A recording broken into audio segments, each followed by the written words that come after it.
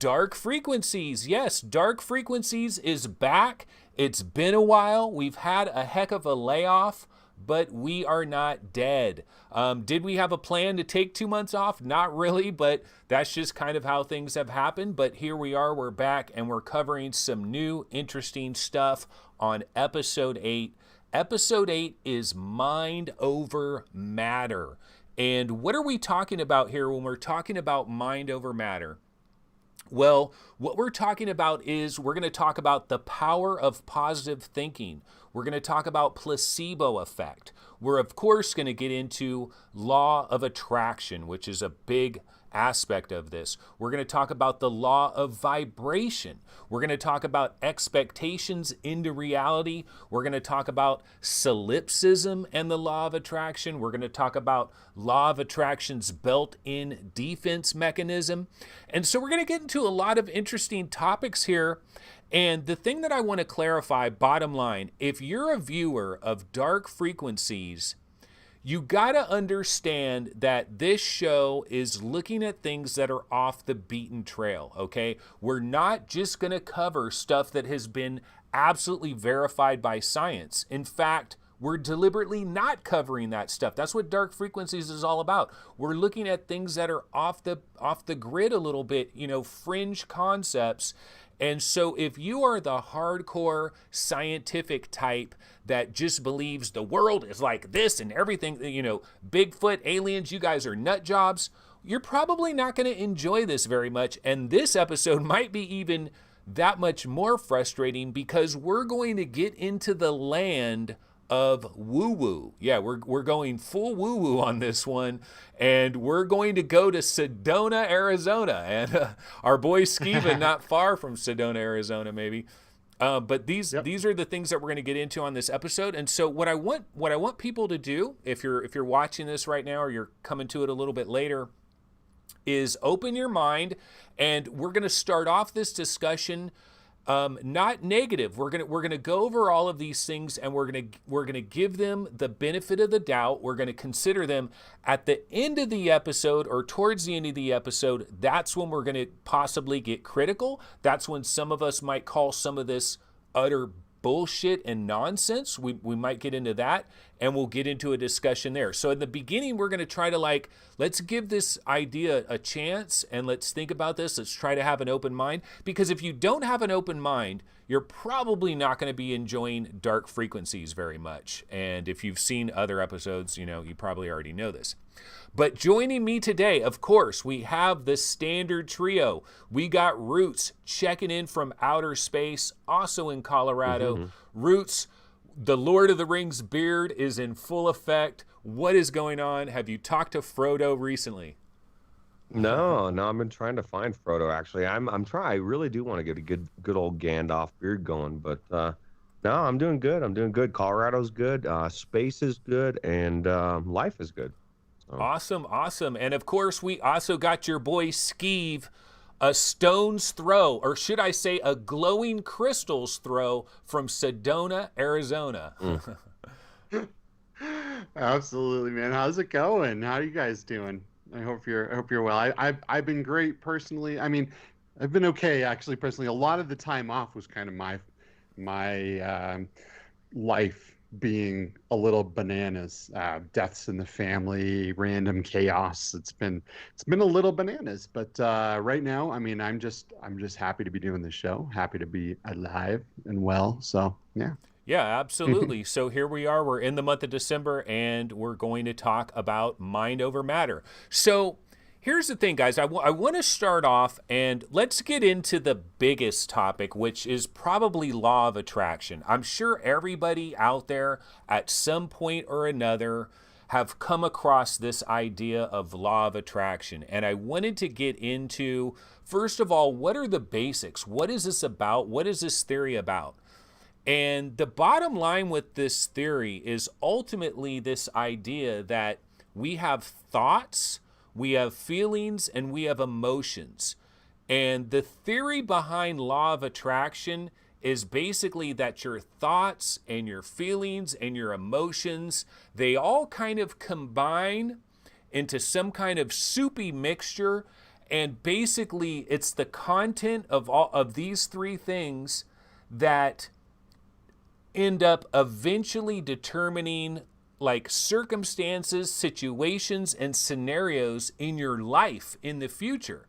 It's pretty freaking magical, man. Like if you go down the law of attraction rabbit hole, it's kind of like a magical idea, and it's kind of magical thinking. Now, as we get a little further into this episode, we're also going to talk a little bit about quantum mechanics, because there's some law of attraction people that actually say quantum mechanics and the double slit experiment actually freaking make law of attraction that much more real. Of course, there's other physicists that say, no, that is complete and utter bullcrap. You're reading into this completely wrong, and that doesn't prove anything, blah, blah, blah. It doesn't have anything to do with law of attraction. So we're going to like cover all these different things, but the key theory behind law of attraction is really thoughts become things. What you think about, you bring about. So what you focus on expands.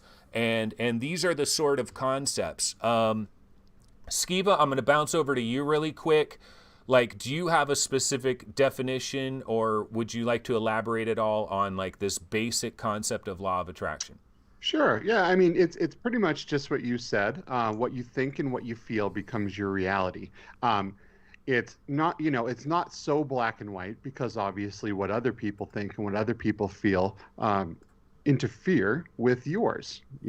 So it gets pretty complicated. But one of the people who kind of helped push this whole thing along, I feel, was Einstein. So I think it's gonna get interesting here, and I can't wait to kind of get into the nitty gritty of it all. Okay. And Roots, going over to you, I don't want you to like reveal whether you think it's bullshit or you're all in on it yet, but have you been exposed to the law of attraction? I'm sure you've heard of it here or there, but I don't know if some people like have heard of it tangentially, but they don't really know anything about it.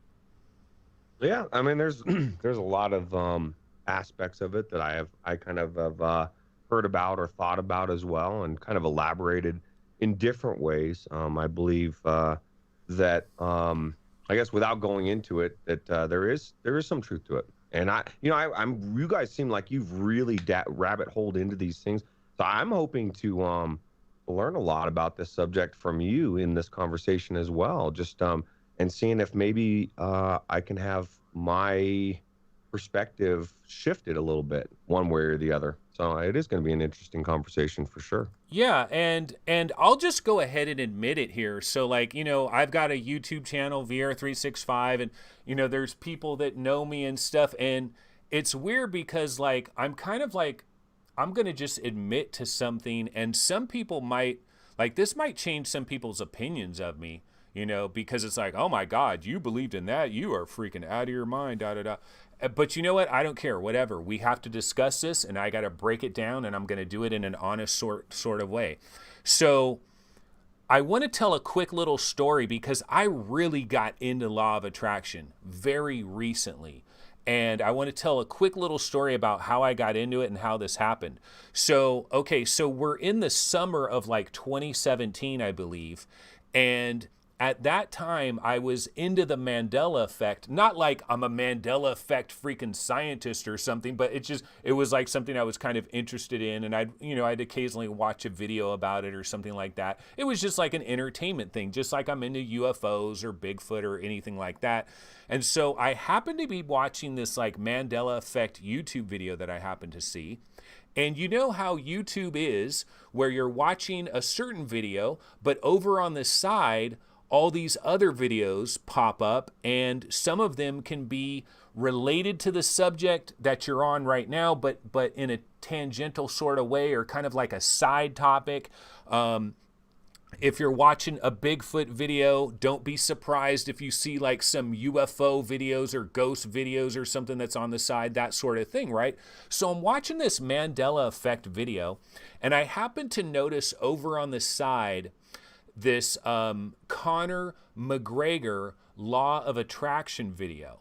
And for whatever reason, I don't know why, I decided to click on that video. And clicking on that video basically sent me down a rabbit hole. Now, I don't know if I was a little bit buzzed at the time, maybe had a few beers in my system, and I happened to watch that Conor McGregor Law of Attraction video, but it really freaking spoke to me at a certain point in that video. It caught me, it grabbed me, I locked into it, and then I got sent down a rabbit hole of Law of Attraction, and I was pretty deep into it for like 2 years at least, kind of bouncing in and out and trying different things, trying this, trying that, but like very into Law of Attraction for a couple of years. I'm going to freaking straight up admit it. And but we'll get into like whether I'm still in it now and all of that later at the end of the show. But I have a clip from this Conor McGregor video, and I'm going to try to play this clip right now. One thing I do want to warn everybody, though, is I'm not sure if this stream could possibly be disrupted by playing any of these clips, because I have a number of clips like from Joe Rogan, some other people, and they're YouTube clips with YouTube audio. I'm hoping we survive. They can go ahead and monetize this clip when we're done. Go, by all means, make money off of it. We're not monetized. It's no big deal.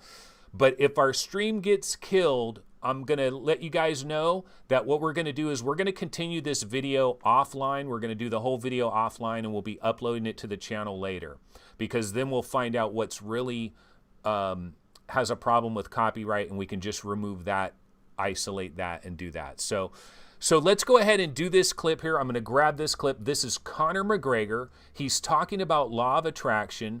And let's face it, Conor McGregor has had a pretty successful run recently in terms of like career and everything like that. So let's see here. I need to switch, and let's check this out, and we'll be right back. Or here we go. I've always had visions of better. I've always visualized better, and in times of struggle, like driving down in a banger of a car that I had to push start, I'd be still driving a soft top Bentley around beautiful California in my head, and lo and behold, now I am driving a beautiful soft top Bentley around California. So I always visualized good things. I always visualized victory, success, abundance. I visualized it all, and it's all happening. Yeah, I don't just knock them out, I picked around, John. Yeah, I said this, I'm sure you're probably all thinking in your head, this guy is talking absolute dribble. He's not gonna do what he says he's gonna do. You're probably all sitting there thinking that. But now here we are again, and I done what I said I was gonna do. I feed off this, I love this stuff. This is what gives me energy. Saying I'm gonna do something, putting it out there for the world to see, and then going out and doing it. There's no better feeling in the world than that, and it's as easy as that. Say what you're gonna do, and go and do it. Of course I visualised the belt, man. That belt is on me up 24/7. You need to tell yourself if you're going to win or lose. And there is no opponent. There's no Jose Aldo. Who is Jose Aldo? There's no one. You're against yourself. Yeah, so that, of course, is Conor McGregor with the Law of Attraction. Oh man, I was turning up the wrong thing. I was screwing up on the volume there. Sorry about that. But yeah, so this video here, one of the quotes that he has at the very end, I thought that was particularly powerful. He was talking about fighting Jose Aldo, and he's like, who the F is Jose Aldo? You're not going up against anyone. You're going up against yourself. And, you know, and he's talking about your beliefs. He's talking about how when he was in Ireland, in the early days, you know, he's driving around a banger of a car, which that sounds like an awesome car, but no, actually banger, the word banger in like the UK talk is like a crappy ass busted hoopty car, but I use banger in a different way sometimes. But he's driving this crappy ass car, but he's imagining that he's in a Rolls Royce, you know, convertible Rolls, and he's rolling through beautiful California, and he's got the top down and everything. And then he's saying that everything that he has imagined has come to pass. He talks about putting something out there and doing it. And so I watch this video. It's a much longer video. It keeps going and going. It's like a 20-something minute video. I think there's a lot of powerful stuff in there. And it sent me down this law of attraction rabbit hole where I got deeper and deeper into it. And so why don't we also consider, where did this law of attraction thing start? You know, where did all this come from? And so where did the concept originate? And a lot of the beliefs that you can think about in law of attraction, they can actually be traced back to the Bible. They can be traced back to Roman and Greek philosophers. But there was this movement that was in the mid-1800s called New Thought. And let me see here. I'm going to go ahead and grab one of the leading teachers of New Thought, or this guy is known as basically the father of New Thought. And this is Phineas Parkhurst Quimby. Okay, so this guy was a clock repair person in the around the 1850s in the United States, and he would go around and give these different talks. He doesn't have published works, but like all of his writings, it was all basically the power of the mind, the power of your thought, that whatever you think is going to affect your reality at some point, that every thought matters, that, you know, thoughts are seeds, that every thought is a seed that is planted, and there's going to be some kind of harvest for that thought at some point into the future. And so this guy, Phineas Parkhurst Quimby, he's known as the father of the New Thought movement. It's also called Higher Thought. So that was this movement started around the 1850s. Now, the guy that I think changed the game, though, as far as this movement, and a guy that I think should really be highly considered if you're looking at the history of law of attraction and where law of attraction came from, is James Allen. Okay, James Allen wrote a book, this book right here, which is called As a Man Thinketh by James Allen. And I want to go ahead and read you guys a quote from this book. It's a very short pamphlet, by the way. This is incredibly short, hardly any pages, but every paragraph, the paragraphs that are in this book, you could spend a month thinking about an individual paragraph in this book. Like, some people are like, wow, this book's only like 35 pages. It's nothing. But you can't read it like a real book. This is way too deep for that. But anyway, let me give you one of his quotes here. This is James Allen, I believe like 1903 or something this was published, from the UK. He says, "Man is made or unmade by himself. In the armory of thought, he forges the weapons by which he destroys himself. He also fashions the tools with which he builds for himself heavenly mansions of joy and strength and peace. By the right choice and true application of thought, man ascends to the divine perfection. By the abuse and wrong application of thought, he descends below the level of the beast." And so if you are into law of attraction, if you're into this stuff and you want to get deeper into it, I highly suggest picking up this pamphlet here. This is free. It's in the public domain, so you can get PDFs of this for free. There's recordings on YouTube where they have a guy like going through all the words and everything. And I will tell you this, like, whether you believe in this stuff or not, regardless of where you line up in this topic, this guy has some deep ass thoughts. This guy has been thinking very, very deeply about, I mean, he goes so deep, like, you really got to take time when you read what this guy is talking about. But anyway, that's where the beginnings of this concept can be traced. And then, of course, later on, as you moved along through the 20th century, we got other thinkers that started picking up on this, and a lot of them actually got a lot of their information from this New Thought movement. In fact, like the movie The Secret, a lot of that is based on New Thought. And speaking of the movie The Secret, where did that title come from? Well, it's very possible the title came from an earlier basically like a discussion or a speech that was given by Earl Nightingale called The Strangest Secret in the World. And so Earl Nightingale basically became this guy. He was kind of like the beginning of like self-help. Like if you look at the history of self-help, there's definitely going to be a chapter about Earl Nightingale in the 1940s, 50s, and 60s where he started getting into like how do you improve yourself, what makes one person successful and another person a failure. Earl Nightingale gets into all of that, and it's in a speech that he actually gave to people that were working in his office.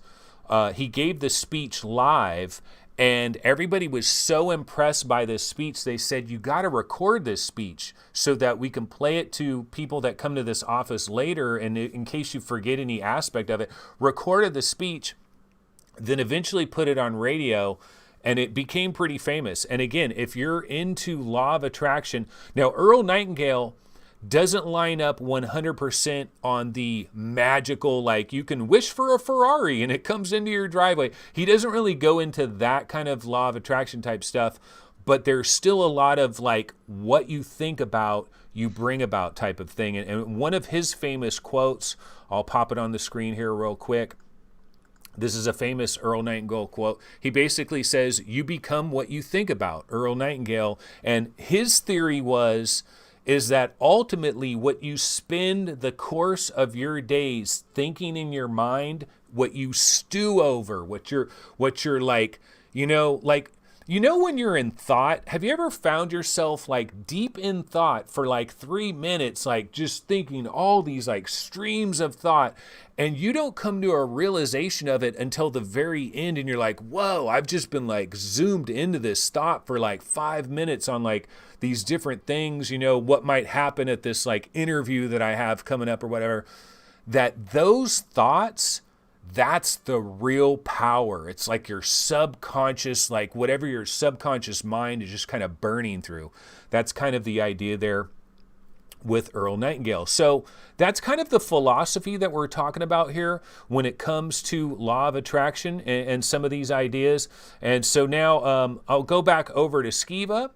And so Skiva, do you have any comments on like new thought, higher thought, the history of law of attraction, or possibly going back to the Bible even with like, doesn't Jesus have like a famous quote basically where it's like, or like maybe it was like in the Old Testament where it's like, whatever you believe is freaking your reality basically. It's that's like he teaches that. Yeah, he teaches that you can move mountains with the power of your thought. There is a lot of reference to it in the Bible, and all throughout history, there's different philosophers and scientists that have been talking about this. One guy who is in around that same time period of the guy you were just talking about is a dude named Alan Watts, and he talks a lot about this stuff and how it works. The current guy that I think nails it the best is Dr. Joe Dispenza. He focuses a lot more on how does the science of this work compared to, along with, the metaphysical side of it. So he goes into a lot of studies, a lot of data, a lot of numbers, and is really able to show a lot of this stuff really, really working and why it works as well. So it's really good. So I guess maybe you told your story on how kind of you got into this law of attraction thing. I'll babble off mine real quick as well. So growing up as a kid, I was always enthralled on how reality worked and what was real and what was I being told? Was it a lie? Was it true? Right. And I kind of, at a young age, I started looking at the things that were happening in my life. And then as I got to become a teenager and I got up into my upper teens, I started looking at how my friends were living and the things they would talk about and their beliefs. And I watched the things that would happen in their life. And for a while, I thought I was developing some kind of psychic ability where I would know the things that were going to happen. Later in life, I came to the conclusion that I didn't know what was happening. The things were happening because I knew they were going to, if that makes sense. So My entire life, I mean, I go back through my life, I remember very specific things, and I remember how I felt and the things I was going through that lead me to feel that way. And it all makes so much sense, and it did, and it's crazy because I really did think I was some kind of maybe like on the border of clairvoyant or something. I would picture a car and it would show up, or I would picture something coming around a corner and it would happen. And I was like, oh man, this is crazy. And then I found that I can kind of make that stuff happen just by your belief, in a way. So that's kind of how I came to the conclusion, or that's how I found law of attraction, was all of this research I was doing of why these things happened to me my whole life, and why things turned out the way they did. And I just started piecing things together, and I found this thing called the law of attraction, which is just one law of 12 spiritual laws. Um, and to really harness the law of attraction, you do have to understand the rest of the laws as well. The law of attraction is just the one that's talked about the most. Um, but there are other laws that contribute to that. But so that's how I got into it, trying to figure out life, trying to figure out why things happened to me and why I could see things that were going to happen. And I stumbled across this, and then it all just started making sense to me, and everything started falling into place, and I started getting it. And one of the things about law of attraction is, like you were saying, your subconscious, right? And the fact that from a child you're taught things from society, and you're taught things from your parents and from your uncles and your teachers and your peers, and you start to believe them as fact, um, and the things that you were taught, and the influence that you let into your brain starts to become that back thought in the back of your mind, that to be true. Right? The sky is blue. I know that to be true. And it affects how you form your other thoughts and how you form your perceptions of what's going to happen from that baseline, from when you were a child. And as we grow up, we start to cement those thought processes. And then as we figure out that it might be possible to change our thoughts, and to which would then change reality, we find that a lot of the things that keep happening are from subconscious belief. That we spend the first about 7 years of our life, learning into our subconscious. We don't really make a whole lot. It's really hard to go back and think and have a memory of before you were 7 years old, right? And that's because you're just building up like this core foundation of reality and what you believe life is, and the planet, and how things work. And you drop something and it falls, and you do this and your parent gets mad. So you build those things up, and they become the foundation of your beliefs in your reality. And then as you get older, you start taking in things as normal memories. And all of these things affect the outcome of your life, and how things are going to kind of manifest during your lifetime. So it's all a little bananas. It's all a little crazy, in a way, compared to social norm and the way we believe things, which is weird when you think about it, because all of these people from the Bible forward have been kind of teaching us in this way. The powers that be don't want to teach us in this way. They want to control our perception so they can control reality. So the more we're taught and the more we're programmed by media and owned forms of news, those are the people that have the true power, because they put out the perception, which then becomes people's realities. So anyway, I'm kind of went off on a wild tangent there. No, it's what you were getting into there too is I think you kind of touched into like when law of attraction doesn't work. You know, when somebody finds law of attraction, they're like, oh man, this is the greatest idea ever. I could become a millionaire. You know, I could have a Ferrari outside, and I could be like the freaking best actor in the world, and you know, I can be a musician, and I can have a #1 hit, and all these things. But it doesn't happen, and then they're like, oh shit, this doesn't work. But what law of attraction, what a lot of people within law of attraction will say is that, yeah, you have core belief systems. And for example, one of the biggest criticisms for the thinking behind law of attraction is some people will say law of attraction is bad because what it does is it's all about victim blaming.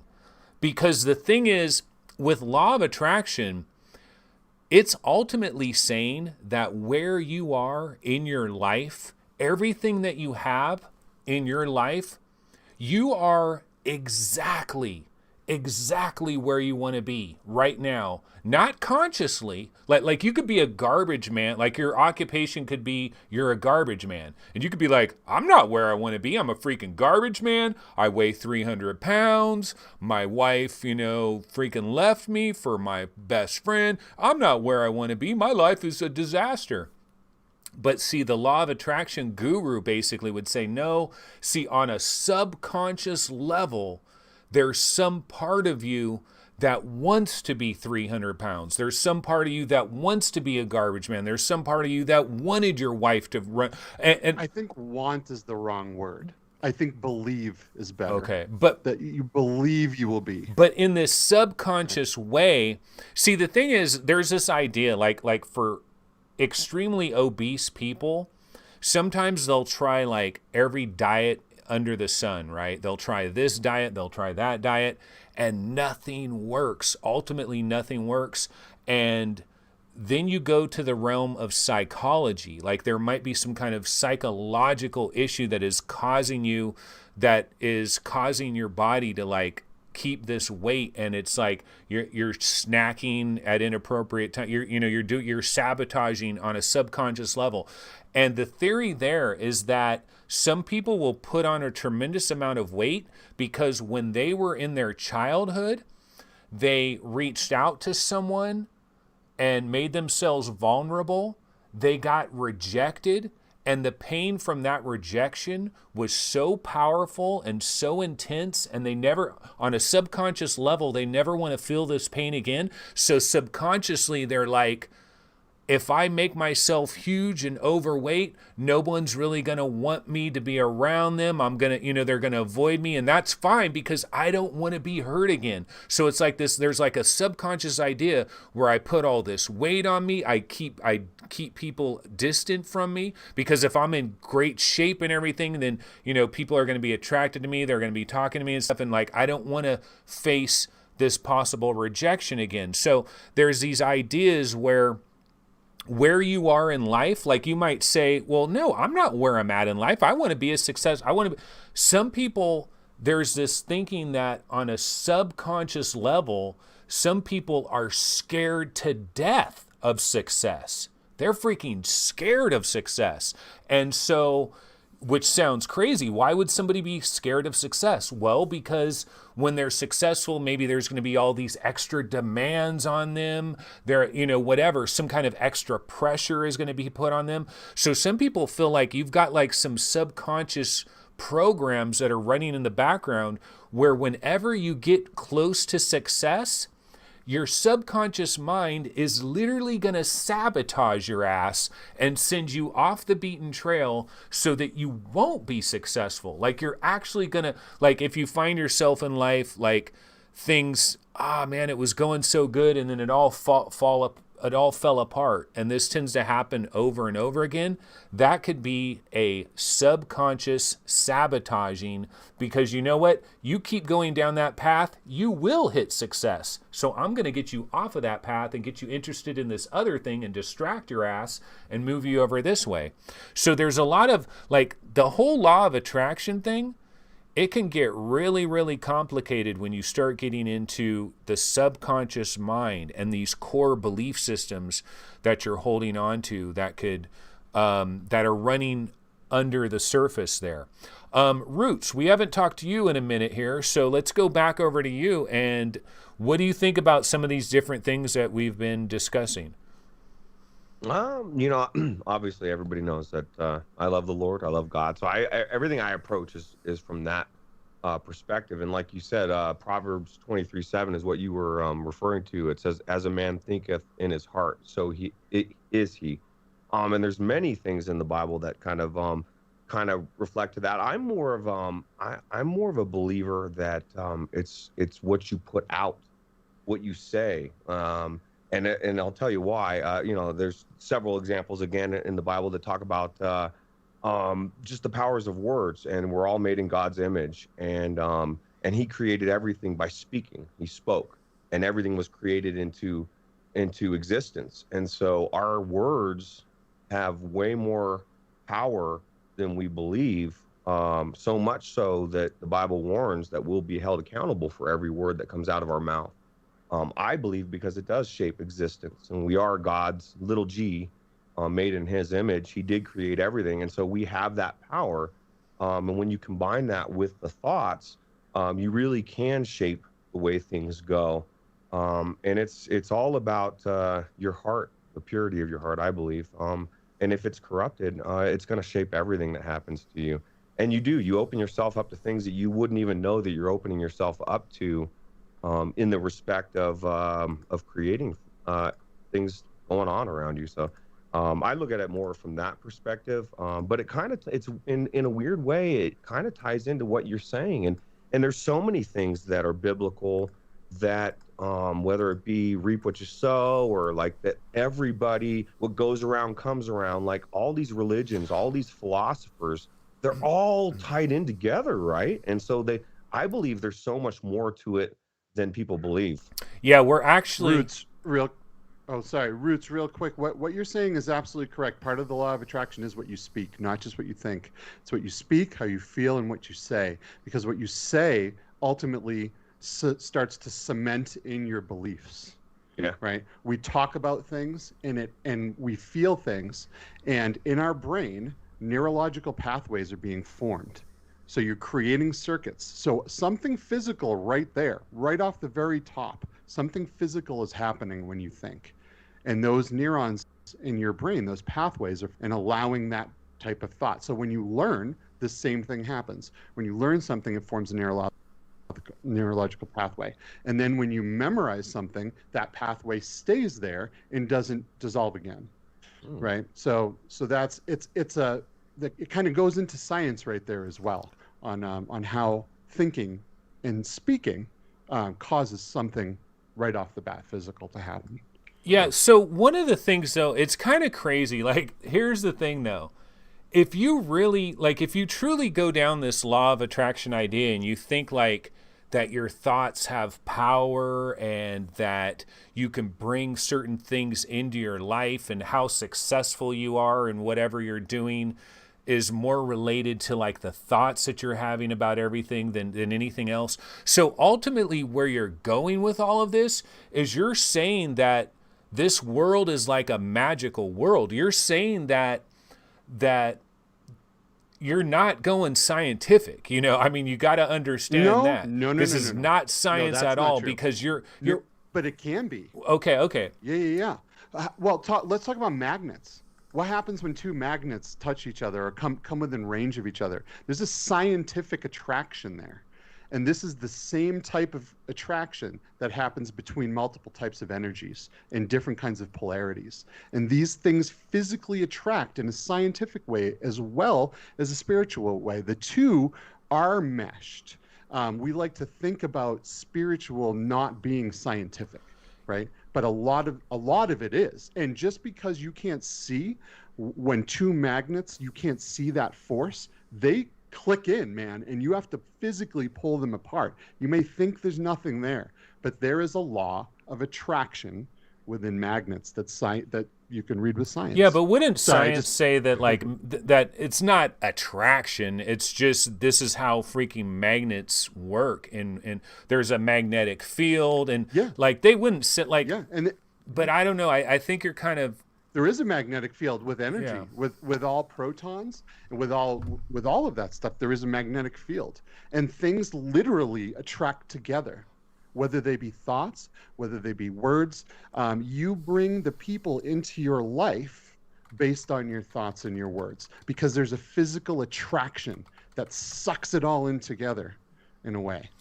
Well, I'm trying to suck in a hot chick somewhere. Let's bring it in. Bring her in. Well, here's the thing. So, Nikola Tesla, right? Like, I'm going to switch over here to our webinar for the first time. Hopefully this will work here. Love Tesla. And yeah, so Nikola Tesla, one of the things he says here, if you wish to understand the universe, think of energy, frequency, and vibration.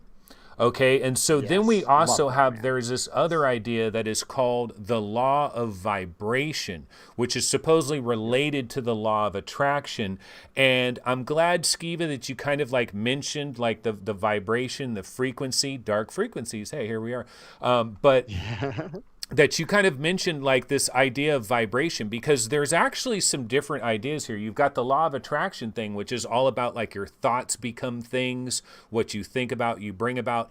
There's this other idea where it's your vibration, and it's basically like, are you in a good vibration? Are you in a bad vibration? And that someone that's in a... That's one of the 12 laws. And someone that's in a really good vibration is going to draw good things to them. Someone that's in a bad vibration is going to draw bad things to them.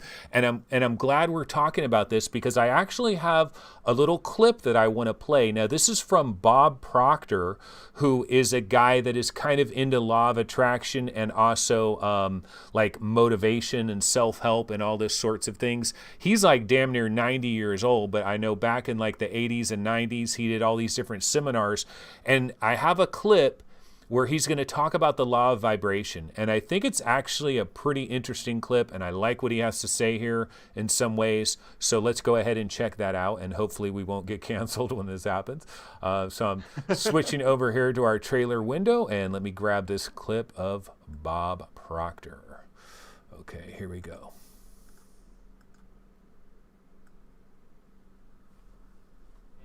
He said, in every situation, there is a space between the situation and how you respond to it.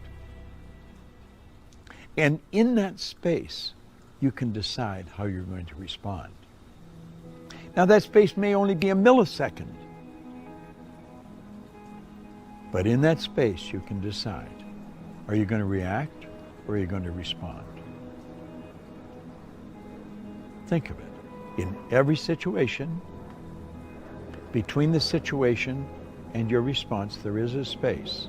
And in that space, you can decide how you're going to respond. Vibration is something that I love studying.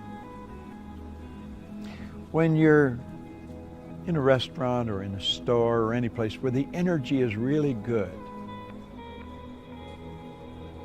you feel very comfortable. It's the vibration in the place. You've gone into a restaurant and sat down, and before you ordered anything, all of a sudden you don't want to eat there. Why? It's the energy, it's the vibration of that place. You should get up and leave. Go where you feel comfortable. Do what makes you feel good. That's why people that are doing what they love never have to work again.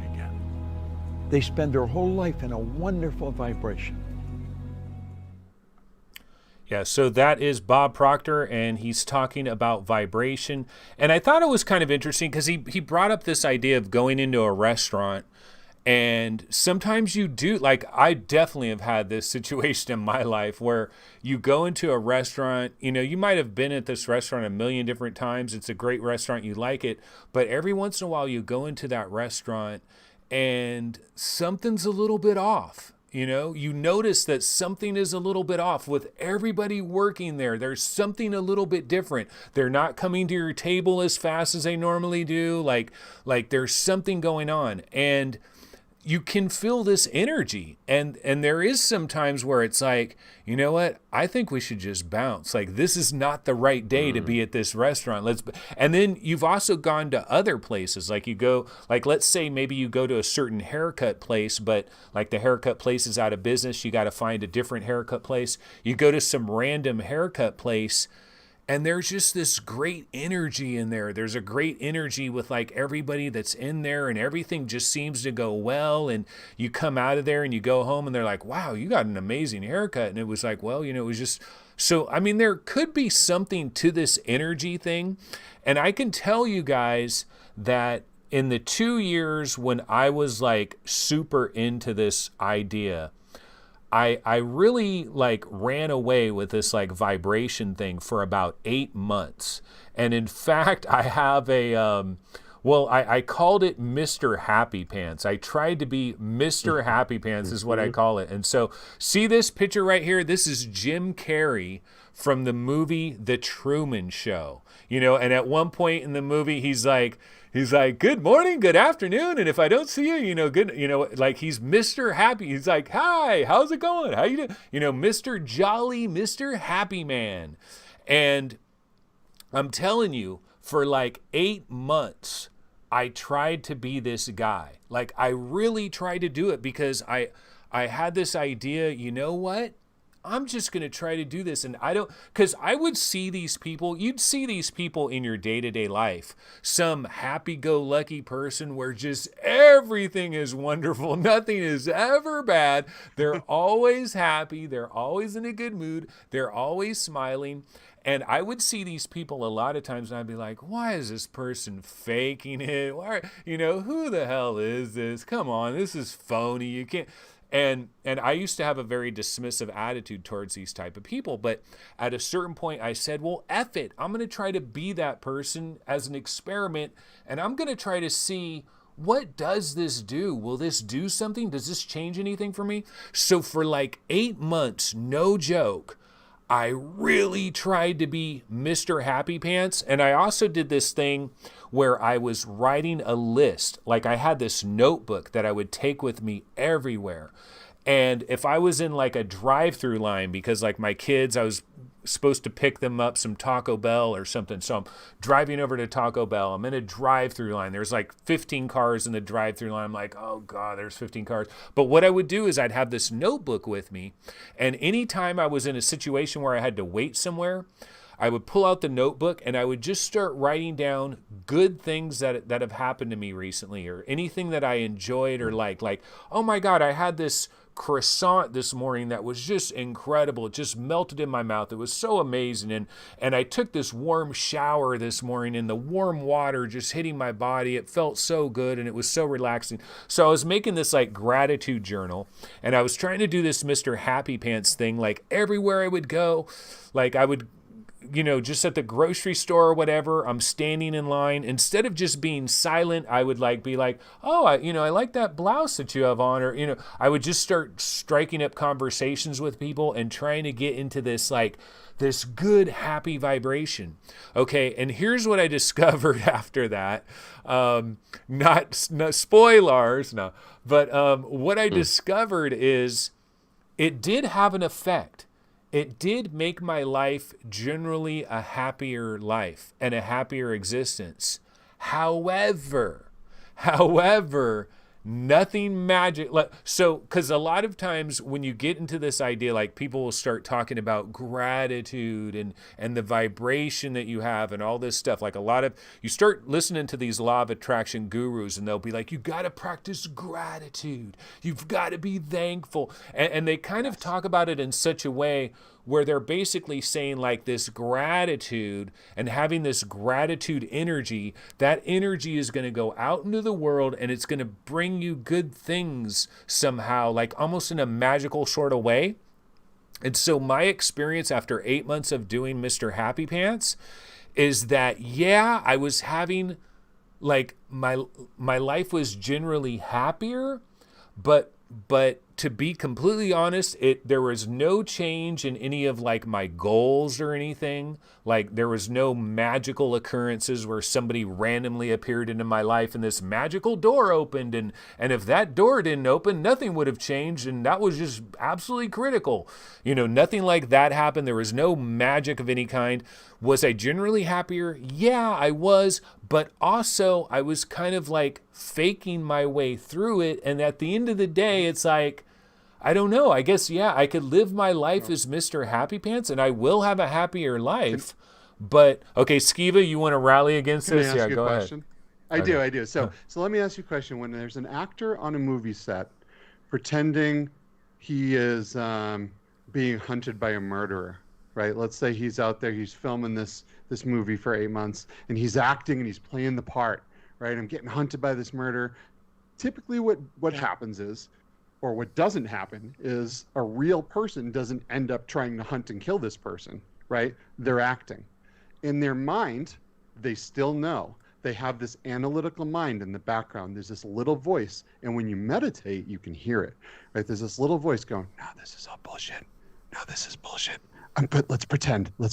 Oh, yay! So being an actor will not land you any kind of Okay, so here's the thing, law though. of attraction type of thing. But gratitude, being truly grateful, can do nothing in life but help you and make you a better person and make you happier. But acting does not invoke the law of attraction. Okay, So, really quick, though, on the acting side of it, I did this for about 8 months, all right? It wasn't 8 weeks, it wasn't 8 days, it was like 8 months. And so here's the thing. Just like but an here's the actor thing. that In might the play first that part for 8 month, months. in the first month, maybe it was mostly acting. And maybe in the back of my head, I did have that little voice. This is all bullshit. Who are you trying to fool? But after a while, that becomes just your pattern. Like people, I had people that were like, you've changed. Like people would say, like, you're a different person. Like people, like I freaking changed as a person during this. Because if I'm completely honest, I'm more to like the pessimistic side of the coin. I'm more glasses half full, or half full. Half empty. Pessimist would be Half empty. yeah. I'm sorry. I was more of the pessimistic side of the coin. And I'm telling you, dude, when I went Mr. Happy Pants, sure, I might have been faking it in the beginning, but by the 5th month, I was not faking it. I was in 100%. I was all in. Now, I stopped it at a certain point because I was like, well, I've been Mr. Happy Pants now for like 8 or 9 months, and I don't see the Ferrari in the driveway. So, but so we can also talk briefly here, since we're talking about Mr. Happy Pants, we can talk about this idea of, let's see here, where am I trying to go? But before we switch subjects, can we go back into the frequency and the frequency thing real quick? Okay, yeah, go ahead. So real quick. So I had a brain scan done, right? It was a pretty intense brain scan. We were trying to figure out if there's anything actually in there. but so when a neurologist scans your brain and they have you do different things and they have you perform different exercises, guess how that brain scan comes back? Pages and pages of readings of brain frequencies. So every part of your brain emits frequency, right? Every thought you have is frequency. And everything that's happening in your head is all frequency. So everything is measured for your brain in frequency. So I just want to throw that out there to the viewership here, because frequency is a real thing, and it's practiced in medicine, and it's widely accepted in neurology. And that's how our thoughts work. That's how all of this, that's how everything works with your brain. So it is, there is a real thing for frequency in our bodies. Let me ask you this, Anthony. Do you think that maybe being happy or being happier or living a happier life, that would be the goal for me, is like, and then everything else kind of falls into place? Because I've experienced exactly what you felt. As I believe those vibrations are real. I've gone into a restaurant, just like you said, with my kids, and it was like everybody it was weird. It was like everybody was looking at us, very bizarre. The whole time I'm feeling this is weird. We sit down at our table, our waitress comes over, and then as she's walking away, she starts hacking her lungs up like she's sicker than a dog.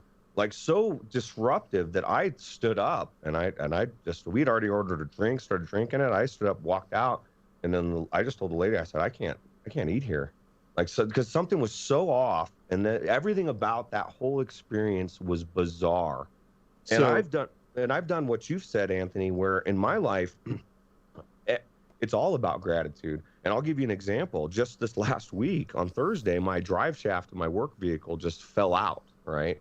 Was the coldest day that I've experienced, windy as hell. My boss is like texting me saying, hey, this person needs somebody there. You got to walk. If you can you walk there? It's like 15, 20 minutes away. I got my bucket. I got my tank. It's freezing cold, windy. And my first thought within a minute of walking out was, oh shit, I could have worn shorts yesterday. I started thanking God, like, thank you. I'm wearing pants. I started being grateful, right? And I kid you not, Anthony, within 30 seconds of me starting to walk, I hear someone say, hey, stranger. I look over, it's a coworker. He just happens to be at a stop at a building that's right there. He said, I'm 30 minutes early. The manager's on their way. And so he ended up not only giving me a ride, but helping me with the stop. I mean, everything fell into place, and it all started with gratitude. And it wasn't even anything that I was thinking about. It was just, I try to live a grateful life, because this is what I tell people when they ask me how I'm doing. I woke up this morning. I didn't have to. I can see, like, when I'm talking to you, I have the mental capabilities, which in 2020 is phenomenal, because this world is really, I can have a conversation with you intelligently. I can hear, I mean, I can make a list of things. And I've had times in my life, and one of the lowest times in my life in 2008, when I couldn't find a job for almost a year.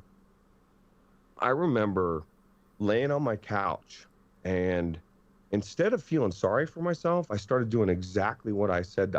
Just what I did there. I started thanking God. I got a roof over my head. I got food stamps. I got rent pay covered. And I kid you not, within 1 week of that moment, I had a job, everything started going up.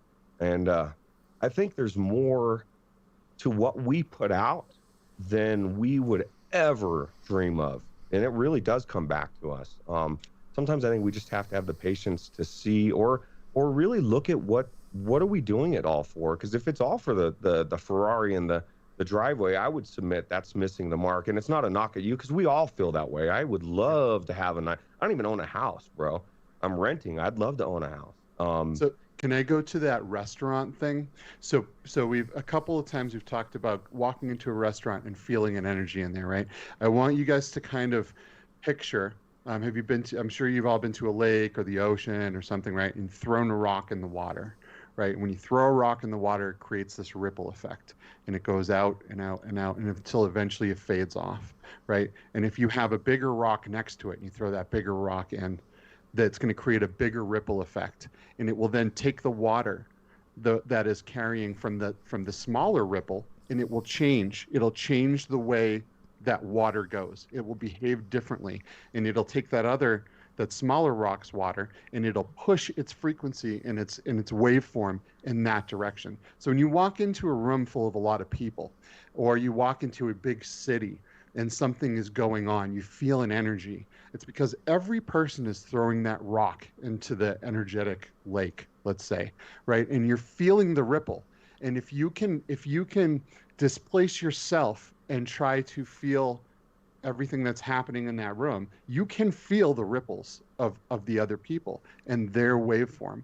And when you constantly put out a belief, it's like a rock hitting the water. And the more you cement that belief in, it's a bigger and bigger rock. And your waveform will carry through to other people. And it's like when people say, keep the company of the people that you want to be like, right?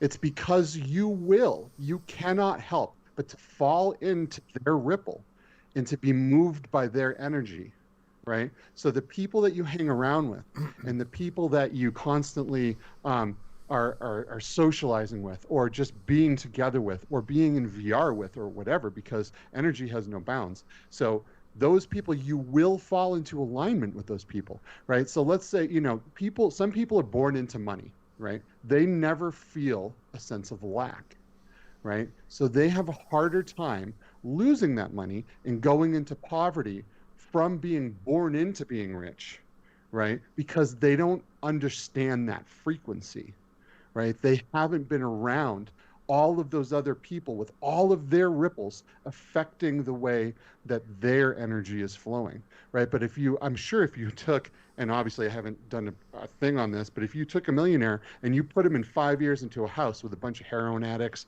and a bunch of people that thought the world sucked, they would eventually fall into that frequency, because there's so much of it pounding at their energy all the time that their energy will conform to that. So when you walk into a restaurant and you feel that, leave.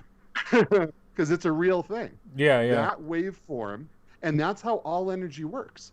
But in this world, when we observe that waveform and we observe that energy, it turns into to protons. It turns into actual pieces of energy from us observing it. And that's a whole nother thing. Like the double slit experiment and what is reality and the simulation theory. But what I'm trying to say here is, if you think of every one of your thoughts and every one of your words as a rock being dumped into that lake, the more you throw those stones in there, the more effect you will have on the world directly around you and to the people around you. And that's just a good rule of thumb, right? Hang with the people that you want to be like. If you want to be successful and you want the lack you want less of the lack frequency, then you hang out with those people. Another thing that I want to say to kind of squash a rumor right off the bat here is that people who think badly have bad things that happen, and people who think positive have good things that happen. Because one of the laws is the laws of cause and effect. And all of these laws are just as powerful as the other ones, right? So the universe and energy is very literal. It's extremely literal to a scary point, right? So, and I'm sure a lot of people have heard this, that if you think in lack, like, oh, I want this, the energy will say, okay, you will always want that. Sure, you can have that, you can want, right? But if you say, I have, even if you don't, and you feel that you have, then you will eventually. But the law of cause and effect that cause can also cause something bad to happen. Something bad that might have been unintentional, because you didn't think of that cause and effect thing that would happen, right? So let's say, let's take a hypothetical situation. Maybe someone wants to become a famous rock star or something, right? But they have this great family and this loving wife, and it doesn't fall into that person's view of what they want reality to be. But still, you're like, I'm going to manifest this. I'm going to make this happen, right? You might become that famous rock star, but you might lose the people around you from the cause and effect. So you might have wanted that, but it's going to cause something else bad to happen to you, right? So there is not a thing where people with a lower vibration or a higher vibration will have something bad or not have something bad. So there is always bad. There is always good. You can't get away from that. It's prioritizing the things that you really want and accepting the fact that it's going to bring some shit with it, right? It's going to bring some crap with it, because you can't get around cause and effect. It's just as much of a thing as the law of attraction. It's going to attract what you want, but the universe doesn't care that this other thing that you didn't want is coming too, because you didn't even think of that. You got what you wanted, but it also caused this bad shit to happen, right? Yeah, well, if you want to go down that road, we can go down that road really quick, because we can talk about basically, like, one of the criticisms of law of attraction is this idea of victim blaming. So, like, because some people, if you go hardcore with law of attraction, for example, you go with this guy, As a Man Thinketh, like, up in here, he talks about he talks about like your health. And he's like, the people that get disease are the people that freaking think about disease. Like some people go hard in the paint when it comes to law of attraction. They're like literalists. And so basically what I'm trying to say here is, like, if you had a cousin that was brutally murdered, you might think, wait a minute, you're telling me that everything that's happening in my life is because of thoughts I think, so I'm responsible for my cousin getting murdered, or I was born without a left arm. And so if you're hardcore into this law of attraction thing and you go all the way with it, you're saying that I'm responsible for not having a left arm. No, Well, that's wait. incorrect information. Skeeve, wait. Let me finish here.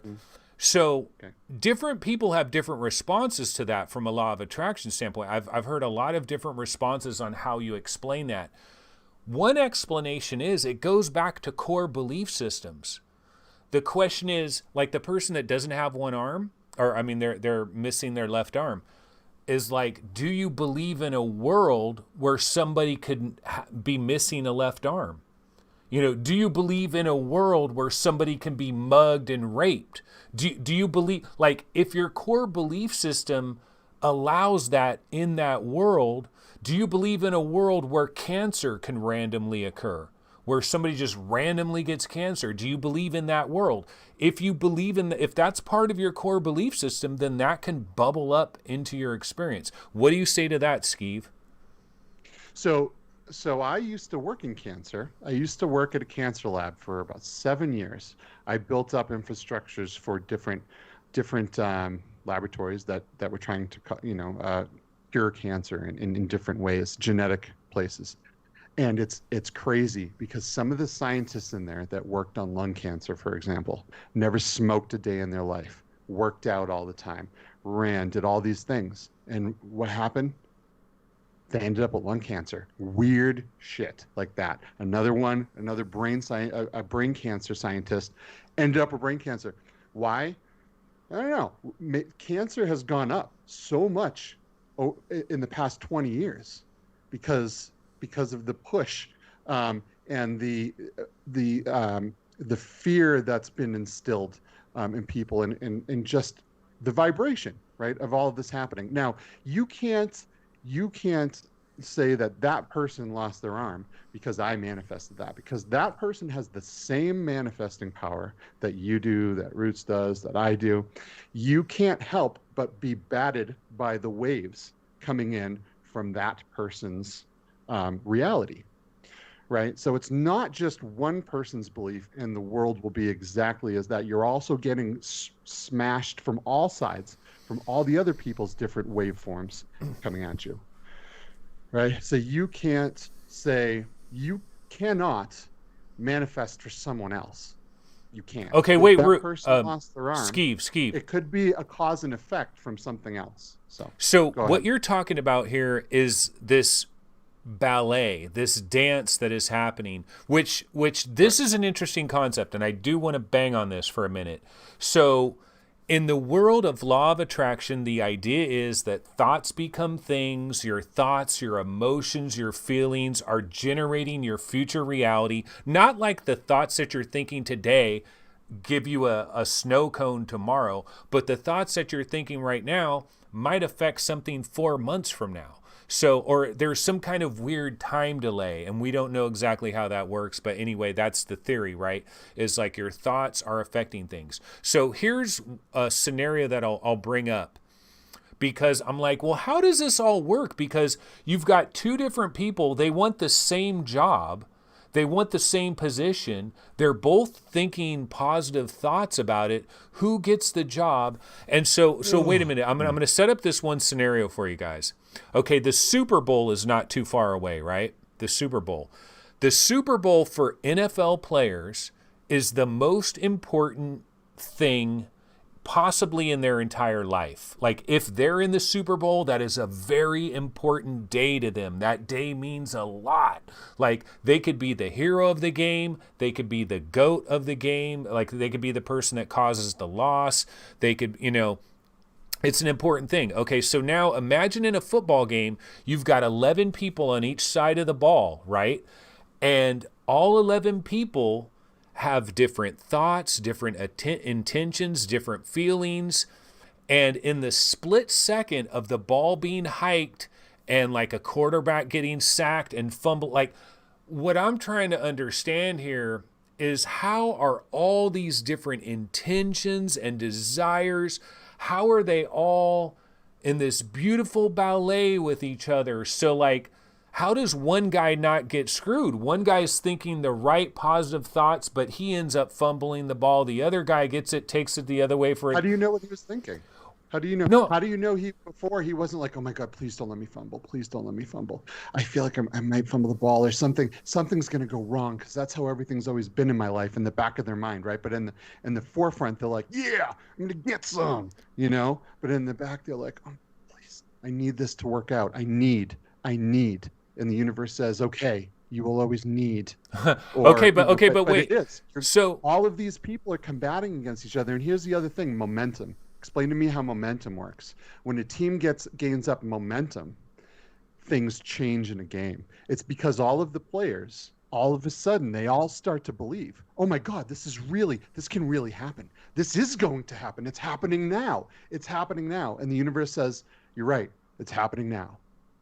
Right. Yeah. But the thing is, getting all of those people to believe something is very, very hard. And getting people, let's say the Red Sox or the Cubs in baseball, right? You have all these people that knew that these guys were in a losing streak. The Red Sox hadn't won a series until the past decade, right? They hadn't won for 86 years. The Cubs was like 100 and something years, because you had an intense amount of people from that area, all with that feeling and with that thought. And all of that thought was combating all of the players, right? That could be as well, right? That because people believe that team will never win, they go on an insanely long losing streak, because everyone in that city knows that team is not going to win.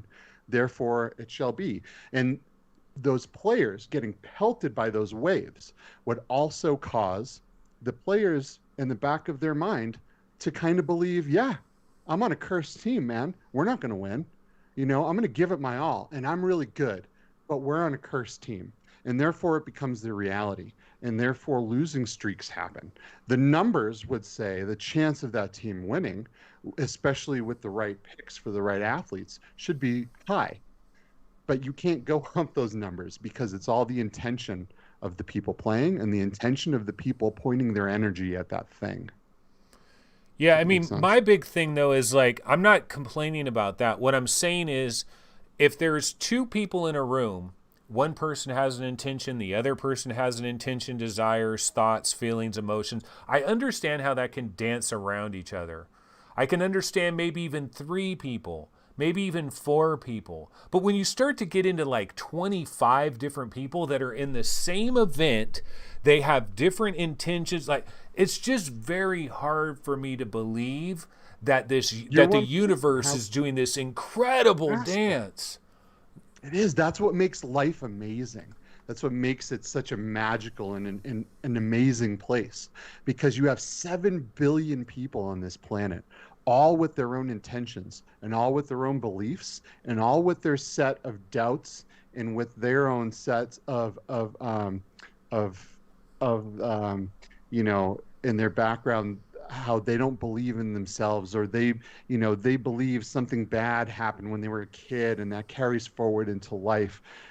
You get 7 billion people all playing that magical little dance, and that's what makes life so absolutely amazing. And when you get people like we just we're going through all this crazy stuff in 2020. We went through an absolutely insane election year, right? Where people were hating on each other and everyone's fighting back and forth and all this crazy stuff.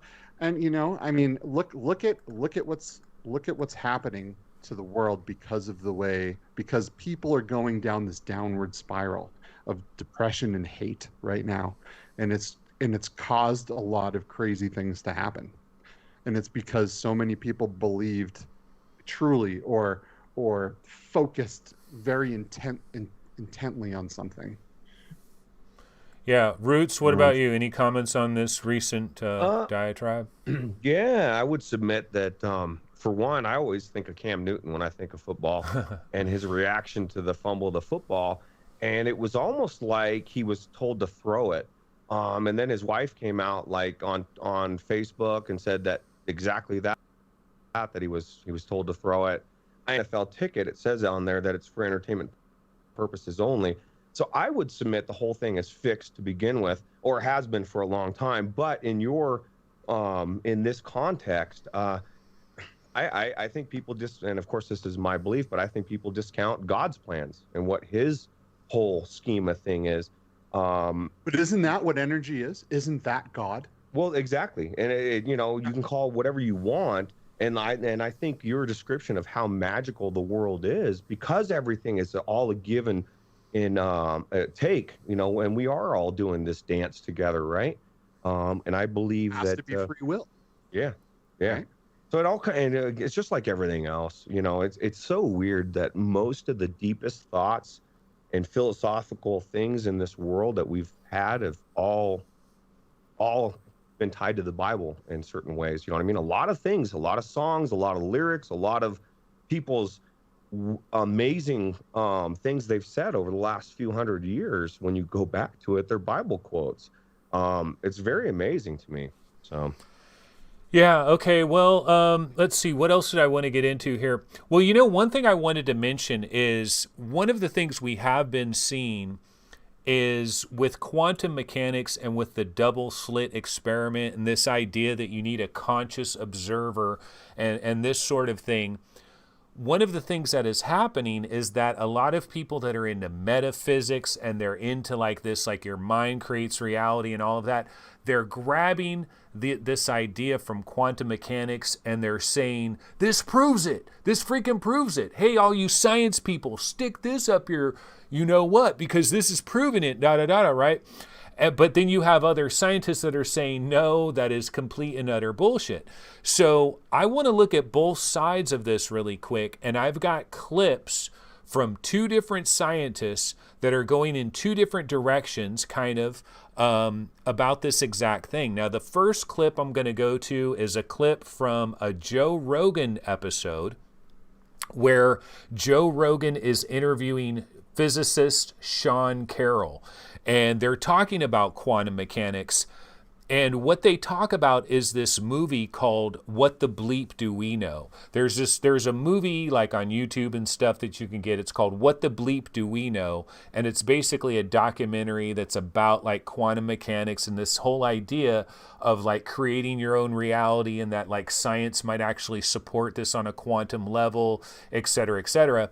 So Sean Carroll is saying, nah, you know, the scientists that they got for that movie, they screwed this whole thing up because they had this scientist, they were interviewing him for 3 hours and they took like 30 seconds of what he said where he was just saying, oh yeah, that's an interesting question. And they made it seem like he was agreeing. So anyway, let me show you this clip. It's Joe Rogan. It's Sean Carroll. I think it's pretty interesting. Let's go ahead and check this out. Let me grab it and we'll see what this is all about.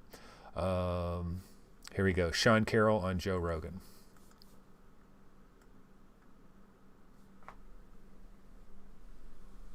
But anyway, he was in that film. He was in What the Bleep. And they lied to him. They misrepresented themselves. They said, we're doing a documentary about quantum mechanics. And they sat him down for 3 hours and asked him all these questions, you know, leading questions like, doesn't this mean that we're bringing reality into existence by looking at it? And he's like, no, that's not what it means. Let me explain to you. And then in the final film, there's like 30-second clips of him going, yes, that is a really important question, right? And he gave a talk and he said, look, there's two things you can do when you are faced with fundamental puzzles of reality. One is you can face up to what the world is trying to tell you and you can accept it and take it as what it is, no matter what you like. The other is you can choose to tell a flattering story about yourself. And the people who made this movie have decided that the mysteries of quantum mechanics are really stories about how they are powerful and have influence over reality and so forth, but it's all nonsense. Okay, yeah, so in that clip there, he's basically saying it's all nonsense and that this idea of like the observer and all of that does not prove any of this stuff sort of thing. Now, here's the thing. Wait a minute. I have another clip where it goes in a different direction. Now, let me see. I'm trying to remember who this guy.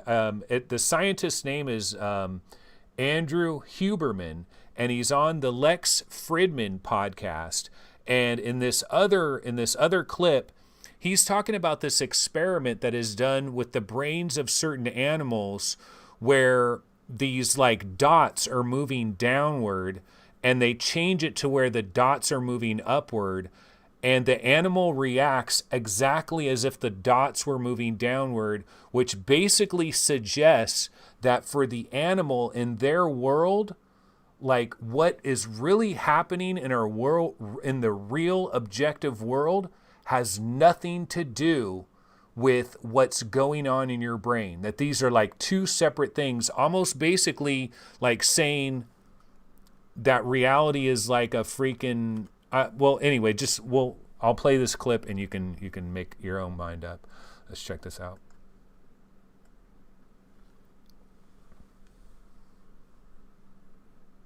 But the amazing experiment, the one that just is kind of eerie, is that they lowered a stimulating electrode into MT, found a neuron that responds to when dots go up. But then they silenced that neuron, and sure enough, the animal doesn't recognize the neurons are going up. And then they move the dots down. They stimulate the neuron that responds to things moving up, and the animal responds, because it can't speak, it responds by doing a lever press, which says the dots are moving up. So in other words, the dots are moving down in reality on the computer screen. They're stimulating the neuron that responds to dots moving up, and the perception of the animal is that dots are moving up, which tells you that your perception of external reality absolutely has to be a neuronal abstraction. What this means is that, and I generally try and avoid conversations about this kind of thing, but what this means is that we are constructing our reality with this space-time firing the zeros and ones, and it doesn't have to have anything to do with the actual reality. And the animal or person can be absolutely convinced that that's what's happening. Okay, so yeah, so kind of, I mean, I don't know if this relates exactly perfectly, but it is interesting. We got two scientists that are going in completely different directions with this. And I will say that when we get into the realm of neuroscience, and when we start to get deeper into quantum mechanics, it's going to be really interesting what happens with all of this. For example, one of the topics that we wanted to get into at a certain point is like expectations into reality. So your expectation for what something is going to happen, does that have any kind of a basis in reality? And also another thing I was going to mention is like the spookiness of synchronicities. And so like in the 2 years, like I'm going to get to the end here with my 2-year experiment, 2.5-year experiment into law of attraction.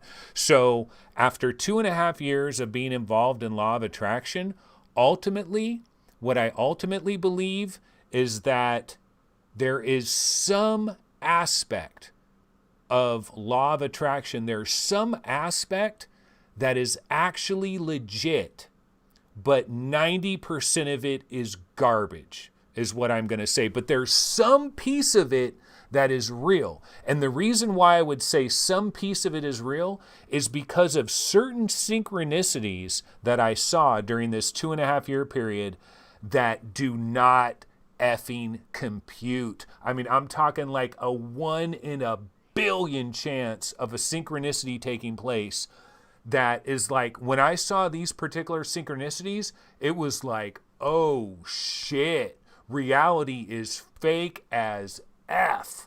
Like reality can't get no faker off that synchronicity that I just saw. I had some of those experiences, no joke.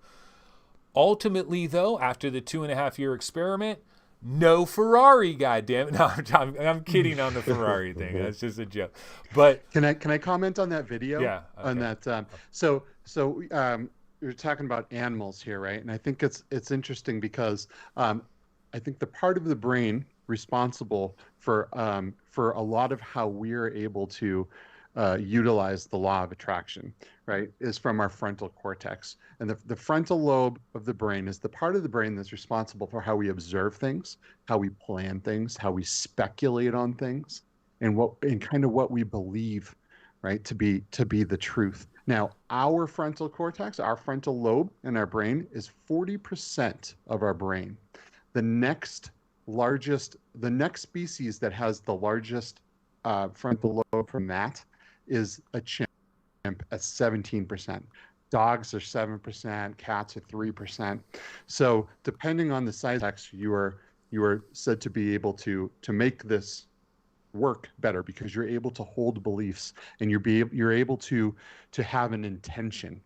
And animals, because of the size of their frontal lobe, aren't able to have intention with things. Well, right? thank God. Imagine Yeah. if you add them into the mix of all those people that Anthony was talking about. It's already fucked with people, billions of people. Yeah.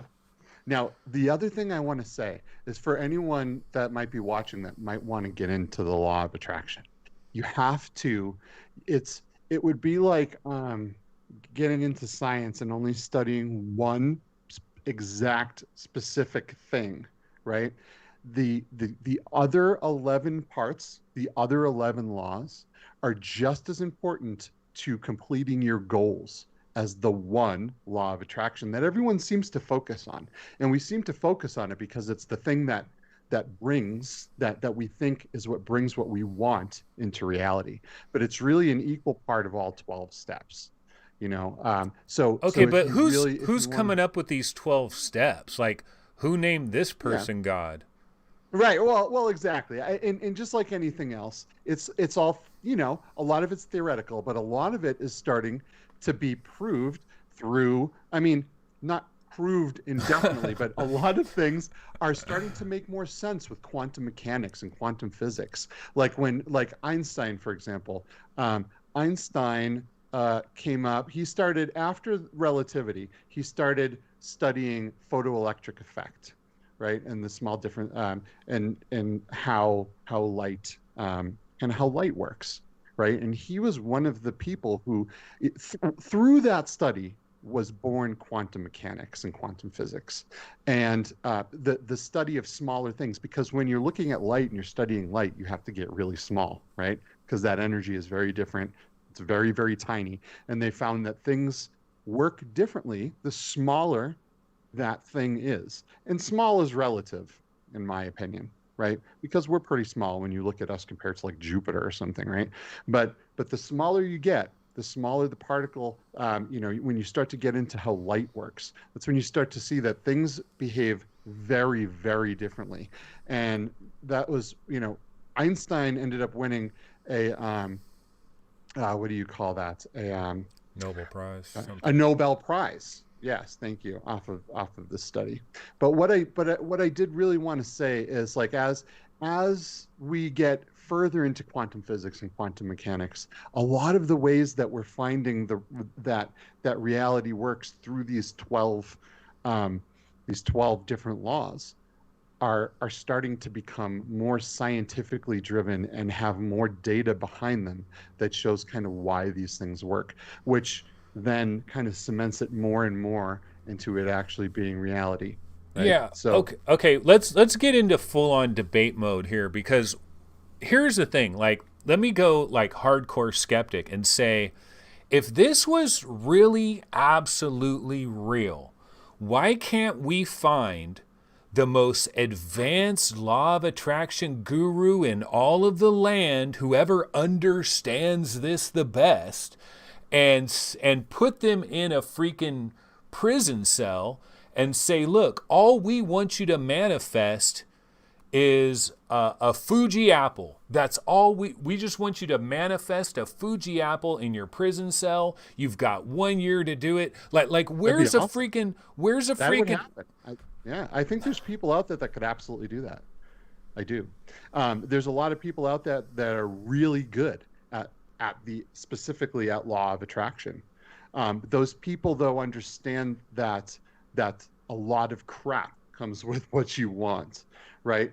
But it involves, to get to that point, you have to be someone like a Buddha, right? You have to be able to meditate and get rid of all of the crap that you were pre-programmed with as a child, right? Imagine this. Imagine everyone figured out how the law of attraction worked. What would happen? Like governments. Well, that, would oh, fall. yeah, I that's feel like it actually, would- wait a minute. That's a great Oh. thought, Skiva. That's a great thought about what if everybody, they asked this one guy, damn, I can't think of what his name was, but he was in The Secret. He was one of the people that was in the movie The Secret. And, but basically they were asking him, like, what if everybody knew how to do this? Like, they only make a certain number of Ferraris, man. Not everybody can't have a brand new effing Ferrari. But if this law, wait a minute, if this law was really effing true, there would be no exclusions to the law. Like, if everybody did it, if you could supposedly do it the right way, then yeah, you should have a Ferrari. But the Ferrari Corporation only manufactures X number of Ferraris. Now, where this goes, Supply and Skiva, demand, wait a man, minute. they would make more. But here's the thing, where this goes is, let's also consider for a minute solipsism. Okay, so this idea with solipsism or solipsism, depending on, whatever way you pronounce it here, I don't know exactly specifically, but it's this idea that the only thing that you can prove, this is like the most narcissistic belief out there. Like, if you want a narcissistic religion, solipsism is basically your go-to right here. Because what solipsism is saying is, look, the only thing that I know that is absolutely real is my consciousness. And I don't even know if this shit is real. This shit might be generated by some fake ass AI, and I could be the fakest mofo around, but it's the only thing that I have absolute rock solid evidence is legit is my consciousness, because I know that it's operating right now.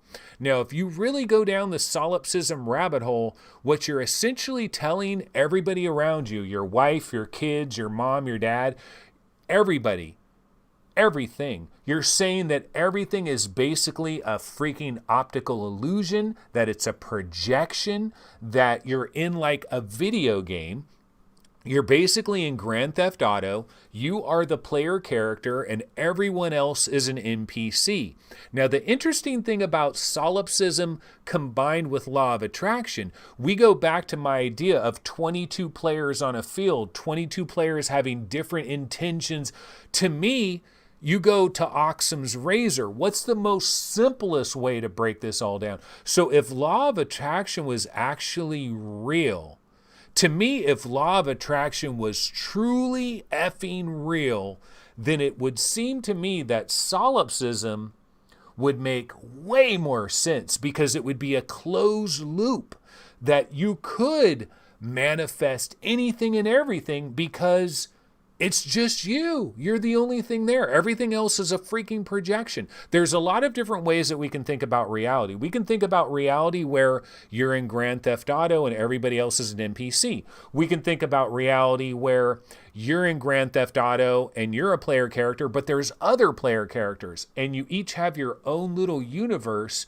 And when you're close enough together, the bubbles of your universes combine and they're in a shared universe at this point. But when you separate, your objective reality and this other person's objective reality could be completely different. They could disappear. And I mean, you go down the hardcore solipsism. I've thought about this before. It's an interesting thought experiment.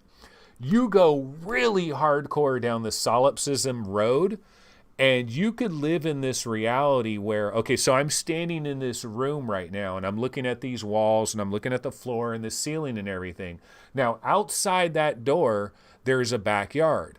And you go, 200 miles that way, there's San Francisco. And you go like 130 miles that way, there's Lake Tahoe or whatever, right?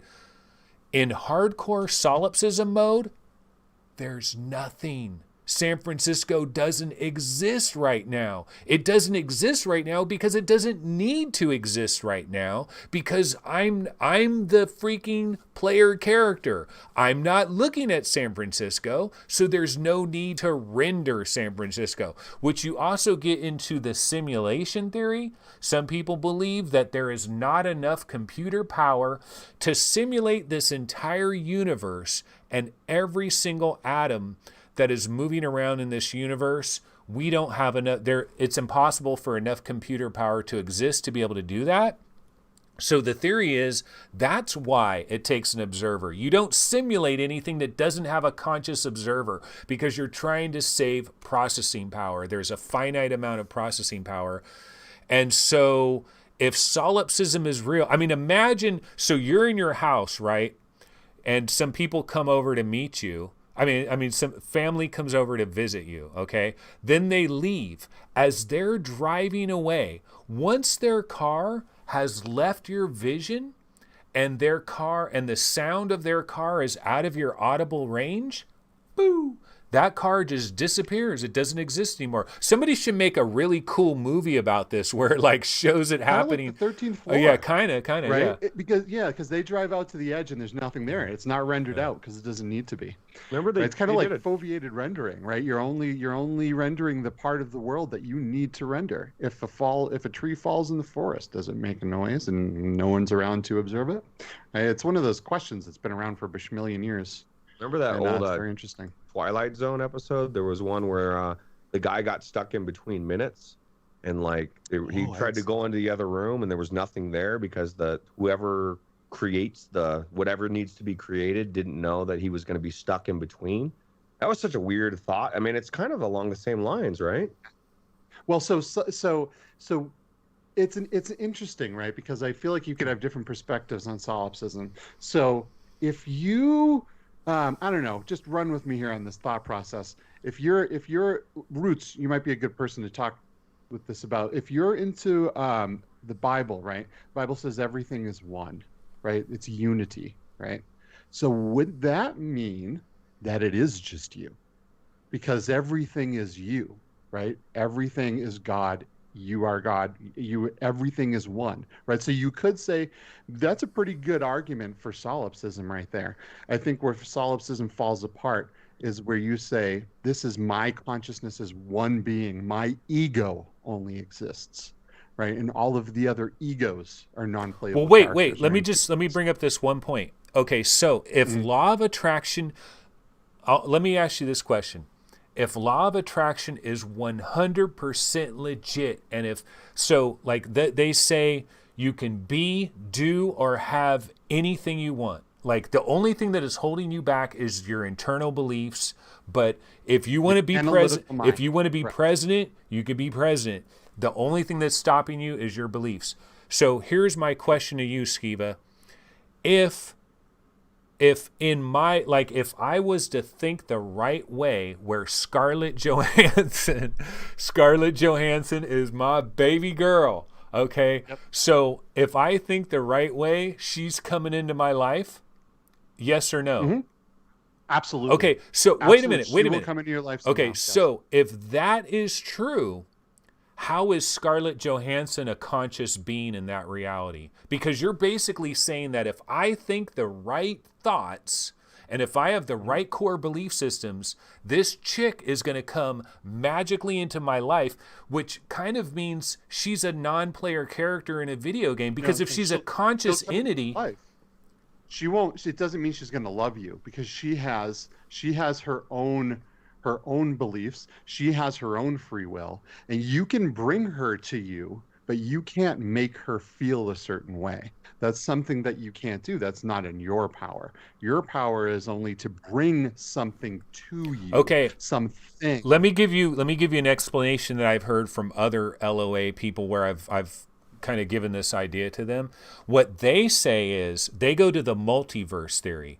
So they go to this idea that there's a universe somewhere where you're president. There's a universe somewhere where you're the equivalent of LeBron James. There's a universe somewhere where you murdered 1 million people.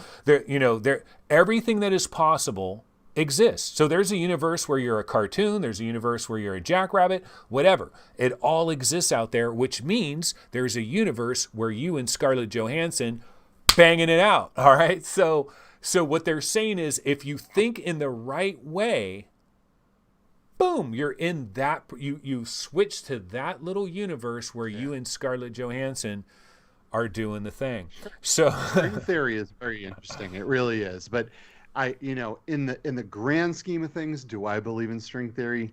Not really. There's a lot of things in string theory that kind of fall apart, but it could very well be true. We are all in the infancy of our thinking and understanding life and reality. We're like babies. We're like trying to figure out how existence is, being like a 1-year-old brain, right? Like it's really hard. We're just we're pretty much like babies, right? And if we weren't, we wouldn't be blowing each other up all the time and shooting each other and dropping nukes, right? We're a very immature species, right? And I feel like that also goes. So I don't know. It's hard for me to talk about the multiverse sometimes because I haven't found enough that really brings me into that. Okay, wait. Let me give you one last topic about this whole thing. So if I were to boil this down to the core essence of what we're talking about here, I see two possibilities in this world, right? Order, randomness. So you go to a hardcore scientific person. Like if we had a hardcore scientific person, they're an atheist. Like hardcore scientific person would be an atheist. They would believe that our world was a complete accident, that it was just a random accident. There's no souls, there's no meaning, there's no purpose to life. We're just animals running around on this planet. We're making up all these different beliefs to make us feel better, but we're just animals. When we die, we're just gone over nothingness. We're just dead in the ground.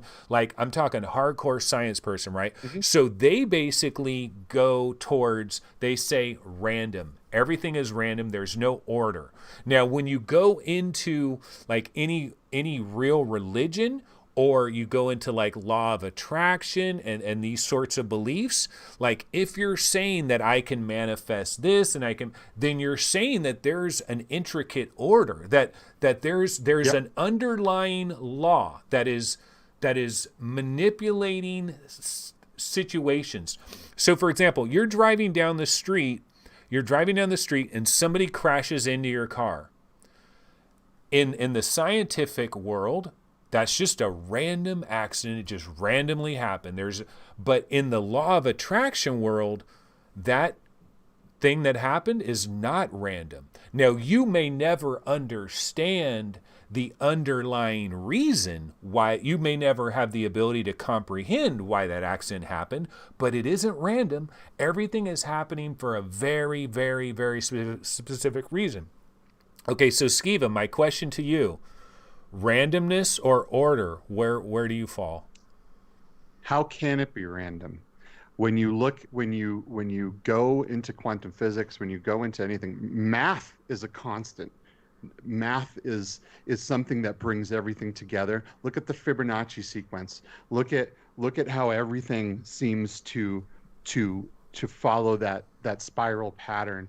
Or if everything was random, there should be things that mathematically can't happen that happen, right? But if everything can be explained with numbers or shown with numbers, how could it be random? Now the thing is, everything. So there's a lot of questions. I mean, I guess that's why we do the show, right? Because there's so many questions and there's not enough answers, right? But if you, and I keep going back to this, right? If an atom is 99% empty space and you are made up of atoms, what's holding that stuff together? Energy. I've heard, wait a minute, that guy Sean Carroll, like this 99% empty space, he also debunks that, but I don't have that clip on me, but there's but how do you debunk something? He says it's misunderstood, basically. He's saying that people don't understand it. But his one perception might be correct or it might be incorrect. We just don't know. But there is an energy that makes it so that atoms don't fall apart. So Skiva, you're telling me that Everything happens for a reason, whether you can comprehend that reason or not, whether you understand that reason or not. It's not just random occurrence. Roots, what about you? I'm assuming you'd also kind of agree with that, because if you're, if you believe in the Bible, you probably believe there's a great plan out there. Yeah, and that's going to make some people's heads explode. No. But I do believe that that everything happens for specific reasons.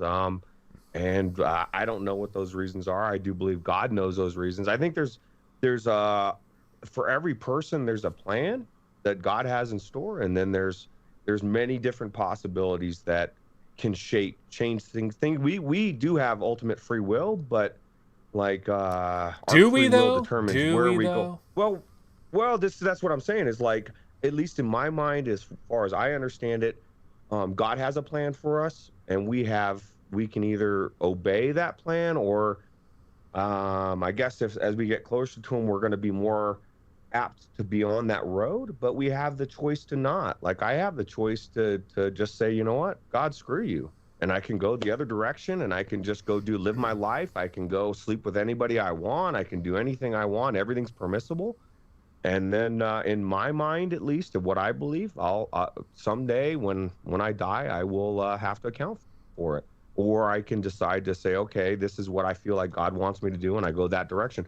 But I absolutely do believe that there's order. And like Skiva said, you can call it God, you can call it energy, you can call it the universe, you can call it whatever you want. Clearly something's there. Something is holding it all together. And even you, like with what you were saying about this dance, about how if the law of attraction exists and any of this that we're talking about exists, there is a so on that we can't see, right? Yeah. So Dr. Joe Dispenza, he's really big into all this, right? And he's guy's got degrees up the wazoo. He's a neuroscientist. He's got all this. He explains his stuff with numbers and with scientific data, and it really, really helps explain this stuff. But one of the things that he says is that the people that are able to change reality and heal things in their body, and let's say you have a tumor, and this guy is able to apparently teach you how to change physical things within your body and heal yourself. And he says the people that it works with 99% of the time are people that have some kind of belief in some kind of higher power, whether it be a God or a universe or an energetic presence, and people that don't think it's just you're an organic matter, you die, you become nothing. You know what I mean? Those people it typically doesn't work on, but people have healed within his sessions, or quadriplegics have walked. Different miracles have happened, but only to the people who believe that there is something greater than their consciousness. What about So I found that very interesting. the placebo effect was something that we were going to bring up at a certain point here. Right. Yeah. What did because I was asking you to maybe look that up a little bit and try to find some information on that, and I was just curious because the placebo effect is an interesting thing. We're doing these vaccine trials right now, right? Or we did them, and like half of the people were given a placebo. They do this placebo thing very specifically because they want to know how effective is this drug over just your freaking mind. Like, dude, our minds do have some kind of power. Like, scientist people need to effing deal with this. No, our minds have some kind of power. Now, our minds might not be able to we might not be generating reality and everything, but maybe over our own body and like battling a tumor or something. Like, I don't know how this shit works, but I know the placebo effect is not like a complete joke, right? What do you have to say about that? Yeah, so the placebo effect, the word placebo has its roots in Latin, and it means I shall be pleasing, which is a little weird, but I just found that, thought I'd throw it in. But according to WebMD, the research of the placebo effect is focused on relationships of the mind and the body. And one of the most common theories is that the placebo effect is due to a person's expectations, right? If a person expects the pill will do something, then it's possible that the body's own chemistry can cause the effects or similar to what the medication might have caused. And they've found, right, that the longer and the more they push this thing, right, the more doctor visits you have, the bigger the pill, the stronger the placebo effect, because people believe. And when they believe, things happen within their mind. Their brain is able to produce the chemicals that will react in the same way as that drug and cause whatever that is to go away, or the pain to go away, or whatever the case may be. And the cure rate under placebo effect is anywhere from 15 to 2%. Right, so that's a huge gap in numbers. There's not like one percentage, right? It depends on how much they push this and how much they convince you that what you're taking is going to fix you. And then when you believe it, if you believe it, even if you don't have that drug, it might work anyway, right? Just like when you think something or you learn something new, it's causing a physical circuit to be formed in your brain. Physical thing that can be seen and measured with a microscope. It's a physical thing happening. Just like that, believing it can also have a physical effect within your body, and it can cause things to go away or get better or get worse, right? Depending on how you feel and what you think. So it's a very interesting thing, and it's so mainstream that every single drug study has to be done with a placebo. And I think it was, I don't know, there's a certain percentage of doctors that will actually prescribe placebo medication, which I find is really funny as well. But yeah, so I mean, it's really hard to think about the placebo effect and not think, well, our brains have a little bit more power than maybe we give them credit for.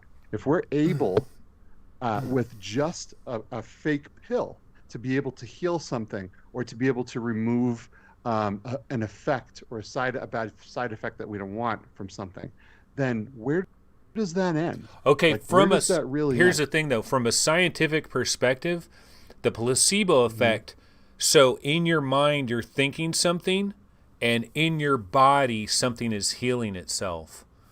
And what's the common denominator here? Both of these things are in this human organism. So it's one thing to say that my mind can affect things out there.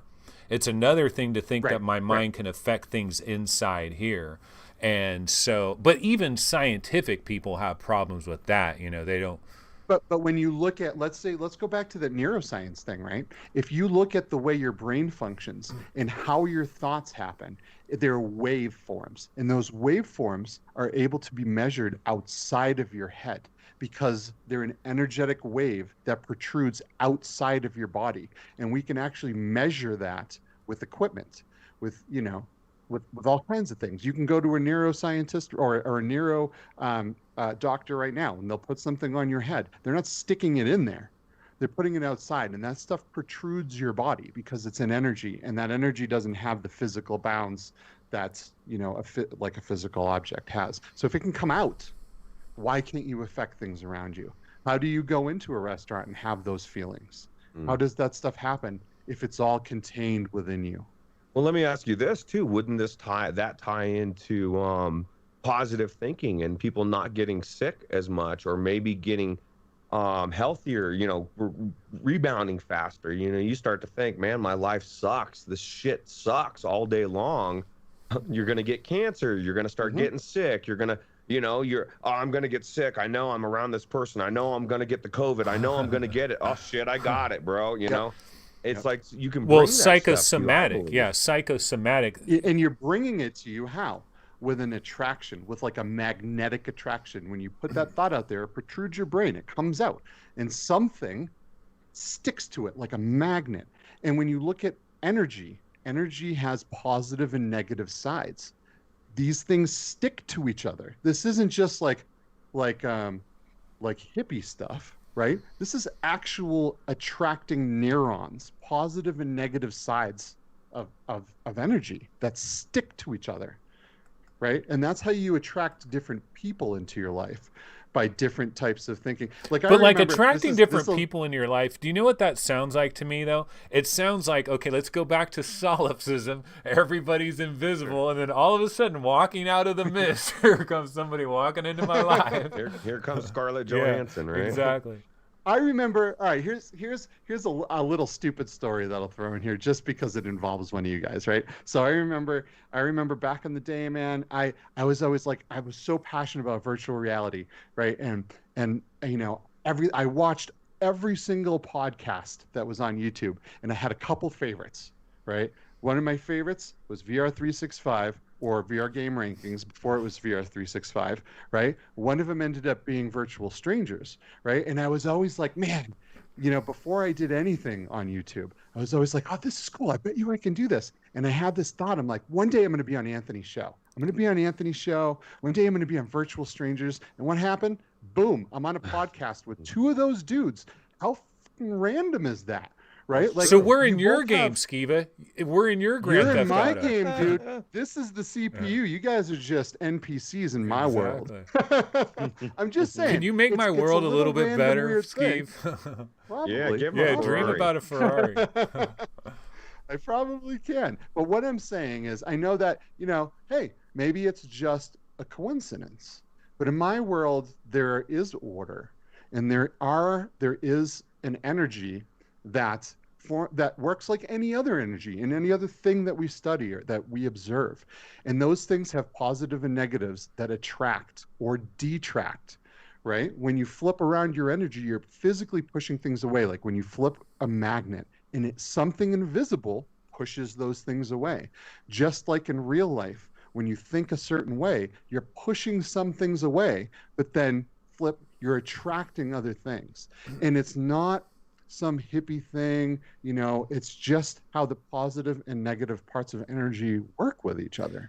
And I mean, like, to me, it sounds dumb, right? Because to me, it's so obvious. And to me, this is a very passionate episode for me because I believe in this stuff 100%, right? I have since I went on my journey of figuring out why I think life is and why I think the things in my life that have happened are happening, and why, you know, this all kind of came to be because of energy works no matter what. No, Simon agree. C in chat These are says. big more subscribers. Simon Yeah. C in chat Well, you're says you need to think more subscribers. Well, you know, actually, wait a minute. 8 episodes. Right? 8 episodes. Yeah, well, here's the thing. YouTube value doesn't even come in until 35 videos. So for such few videos, well, we're doing pretty good. But you know what? Let me talk about expectations for a second. Okay, so this idea that like expectations, like what you expect is going to happen is going to unravel. I can say with absolute certainty that that is bullshit. And I can give you an exact example for this. And this is going to be like, this is going to sound wrong, but I'm going to try to explain it the right way. Okay, so before I ever started doing anything on YouTube, we started VR Roundtable on YouTube. And then when I started the VR Game Rankings YouTube channel, I remember thinking, like, this is years ago. Okay, this is like 2017 or 2016. I was thinking that if I start a YouTube channel, I was thinking, well, in a couple of years, I'll probably have about 15,000 subs, 17,000 subs. Now, hold on a second, okay? This is what I was thinking, and I didn't think it was a big deal because I honestly didn't think like 15,000 subs or 17,000 subs is like that big of a deal. Like if somebody has that many subs, it's not like they've climbed Mount Everest. You know, there's people with 50,000 subs, 70, 80, 100K, 250K, millions, blah, blah, blah, blah, right? And I just thought, well, if I'm doing a show every single day, I'll easily have 15,000, 17,000 subs after a couple of years. Not instantly, but like a couple of years later. Like, you know, it'd be like a couple thousand, then like 4,000, 5,000, you know, and it would get like, I would have sworn, and I didn't think it was like a major achievement or like some incredible thing that I would have accomplished. Like, I just thought that that was the natural order of things. And I thought, oh, I'll easily have 15,000, 17,000 subs in a couple of years. Well, it's been damn near 4 years. I've got 3,000 subs. So expectations, my expectations were no problem.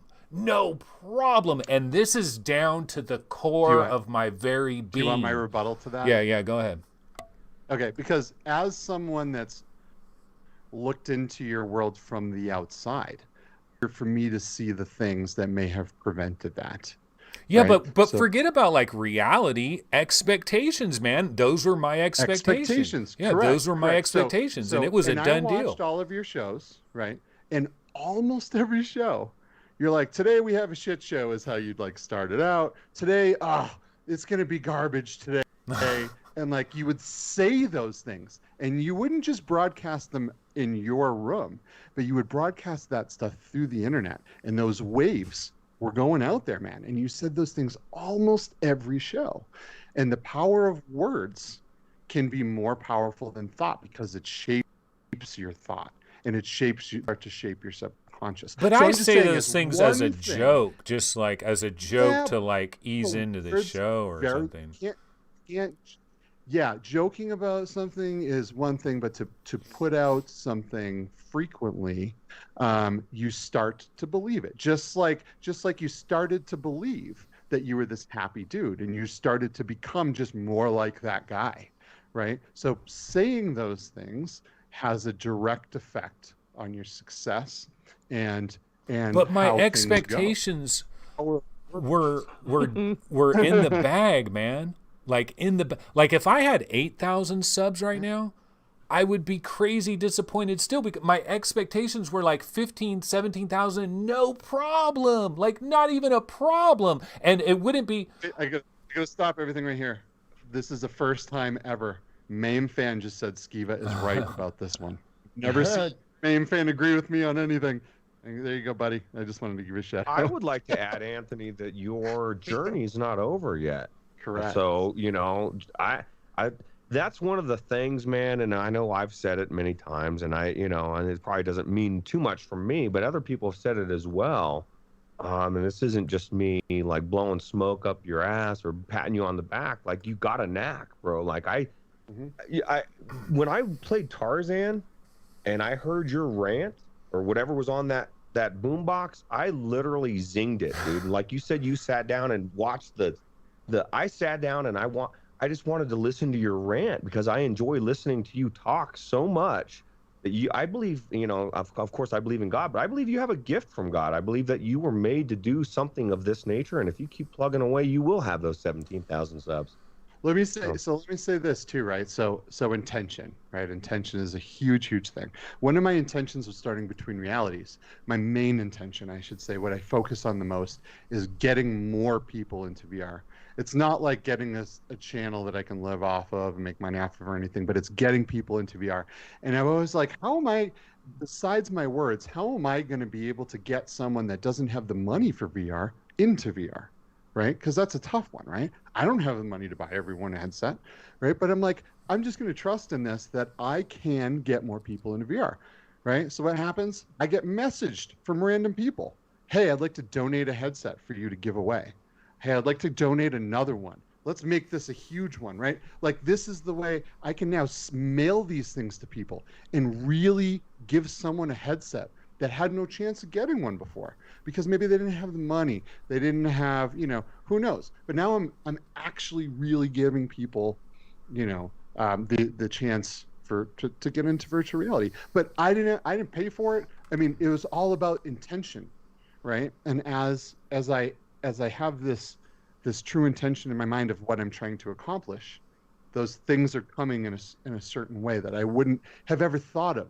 But you don't need to think of them. Things come from weird places that you'd never expect, because that's the path that the universe has brought. That's where the energy has sucked it in from, right? Just like a magnet. It's like, click, and so that's just another little example for the pro of the pro law. Yeah, but going back to expectations, I've also had expectations where I could have sworn for sure that a bad thing was going to happen, and I thought it was absolutely guaranteed that this bad thing was going to happen, that was something like off into the future, and this is going to be horrible, and that's what I expected, and then 8 months later, the bad thing didn't happen at all, and I was completely wrong about it. So the problem I have with a lot of this like hocus-pocus belief system is like, when it doesn't work, let's just ignore that.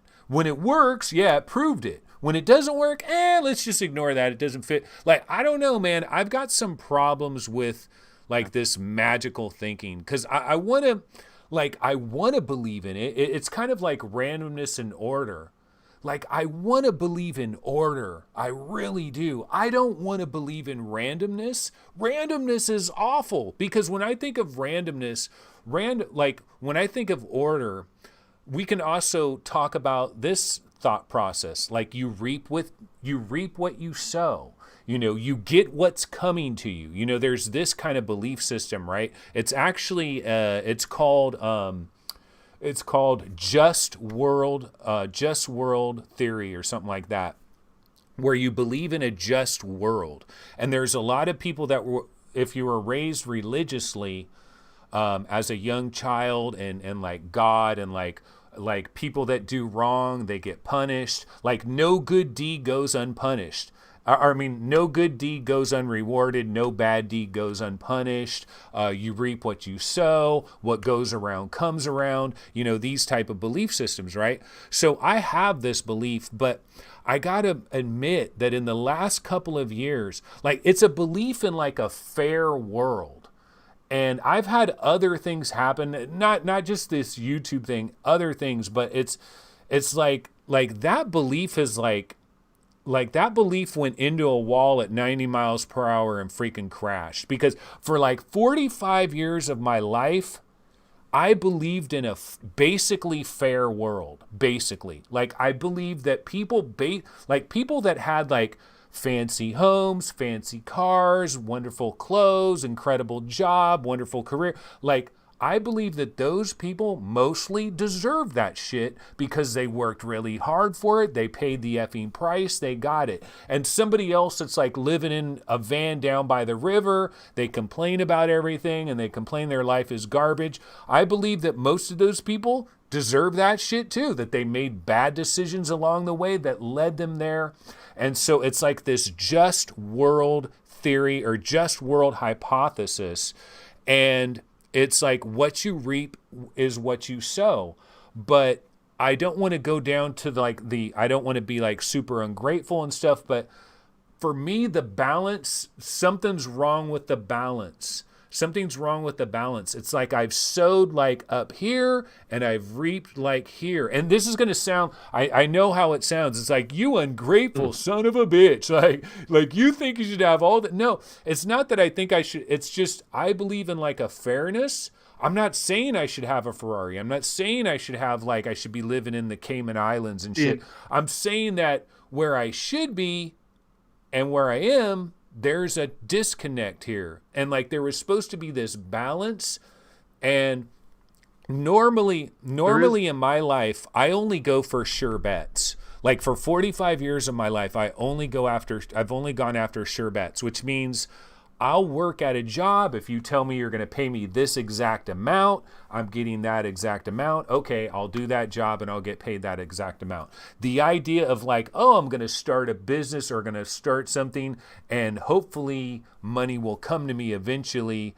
I've never done that shit before. So in the last 4 years, I've tried some of that stuff and it hasn't fucking panned out. But if this you reap what you sow shit was really true, so I don't know. I mean, what do you say about that? Now, Roots, why don't we go to you? Because I know from a Bible, like I got a lot of this from my Catholic upbringing. You reap what you sow. What goes around comes around. You get what you deserve. All these different metaphors that people have for it. So what's some of your thoughts on that? I think it's all timing. Like if you say, okay, you're going to reap what you sow, but you got there the day before, say somebody else was about to reap it, something really bad, and you could watch it, but you got there a day before it happened, you're not going to see it.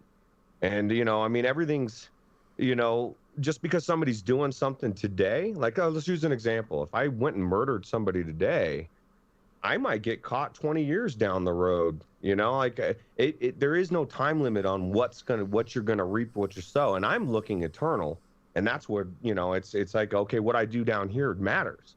And then when I go before God, He's going to say, okay, look, this is, you shouldn't have done this, or you should, or well done, good and faithful servant is what I'm hoping to hear. But well, nobody's perfect, but I believe that absolutely there's consequences to everything. Even if you just went in the other room and started yelling at your wife or your kids or whatever, and you walked out and yeah, I did it, and they didn't say shit to you, something's going to happen from that outburst. Somehow, some way, you're going to, cause and effect. You're going to cause something to happen to come back to you. We just don't know what that's going to be sometimes, right? Or how long it's going to take to get to that point. Yeah, I mean the time factor, like that, yeah. Maybe you haven't, maybe you're judging it too quickly. Maybe that great breakthrough or that special moment that somebody comes into your life and then everything changes because you meet this other person and then this other thing happens and you start some business venture and then everything changes. Like, yeah, maybe that's in front of me, but I don't know. I mean, going back to like what you reap and what you sow, well, what about like somebody that's like born into slavery, and they live their entire life in slavery and they're killed? Like, there's got to be some people. And so, like, I've heard this from a law of attraction standpoint. Some people have gone to the solipsism side of the road and they say, well, you know what? That's not you. But you believe in a world where slavery happened and somebody was a slave for 80 years and then they got killed and there never was a happy ending there. You believe in that, but that's not you. I mean, I've heard it explained different ways. Skiva, what were you going to say? So in my house with my children, I have added to the swear list. And a few swears that count in my house are fair and can't and want. Those are all swears here, right? Because first of all, fair is an illusion. That is not even a thing, right? You can't be born into the world as this pure little child and get cancer and die. Like, that fair is not a thing. You got to throw that out the window and fuck fair, because it is bullshit. And anytime you say want, you will always want. Anytime you say can't, you will always not be able to. So those things are all swears here. Literally, you'll get treated the same from saying can't as you would one of the swear words. You're swearing all over fair, the place. Yeah. Fair is not a thing. There is only. That's interesting that you say that. Energetic. Well, that's interesting that you say that, because like law of attraction is kind of this like magical belief in a way where, but wouldn't it be fair? Because if somebody is like, if somebody's putting all this effort forth and they're doing something, like they're sending out a positive energy, isn't that eventually going to come back to them? Won't it balance out? Yeah. It's intention though. Doing something for the intention of getting something back, that's intention, right? Doing something for the intention of doing that. But Jeff Bezos will bring that. He started Amazon with the intention of making a hell of a lot of effing money, and he freaking did it, and he made a hell. Like people that say, all you're trying to do is make money. Things to get there. He had to do unethical things to get there, and he had to do things that in the Oh. Yeah. All right. We got him. Yeah. So fair is not a thing. There is only intention. Why are you doing that? So what you reap is what you sow. So that is not true. You don't buy into that. No. I mean, it depends. Or what goes around comes around. If you are doing something to get something back, that something you get back might not be what you want. If you are doing something for love or for genuine caring, and you don't care what you get back, you're going to get something positive back. Okay, wait, what about all the incredibly rich? There's some incredibly rich, wealthy people that are awful people. And you might think they're horrible, like some of them are just like awful, but they're rich as hell. And like trying to understand this in a philosophy kind of a standpoint, one of the ways I understand it is like, well, one of the things Earl Nightingale talks about, going back to Earl Nightingale, the man, the myth, the legend. Let me go ahead and throw him up on the screen because Earl is pretty interesting. He's got a lot of great speeches and stuff. But one of the things that Earl Nightingale talks about is like when you're driving through the wealthiest neighborhood in your town and you see all these big giant houses, when you're looking at those big giant houses and those people that live there, you're looking at people that have provided some kind of service. Like they're in those houses because they owned a business, which hired a lot of people. Like you're acting like capitalism is like this really evil thing, and like anybody that's a capitalist and is going after money should ultimately be like harmed in some way at the end. But there's a lot of very rich capitalist people that they're providing a service. They're not doing it with any kind of good intention. They're doing it with the intention of getting rich as F. They could be narcissistic as F. Look at somebody like Trump. He's narcissistic as F. He's got a lot of money still, though, and he's trying to make money. Money's coming to him. He's providing a service, and something's coming back to him. You reap what you sow. You deserve what you get. Dude, but if your intention is only monetary, you might get that money, but everything else in your life might be complete and other dog shit. Okay, that's right? fine, but you got the money, right? I don't value money like that. I value relationships like that, and mostly relationships, because to me, I would rather be broke in a studio apartment or on the street, but have good, solid relationships and have love in my life than to have all of this money, but everyone coming into my life trying to take from me, and all of these people and all these bad things trying to happen because I may have done some unethical things or things that didn't go in the best interest of all the people involved. Therefore, that's going to come back to you in all the other ways. So if you hold money as the ultimate thing, the ultimate reward in life, I feel like it's not the right intention. It's, you know what I mean? Right.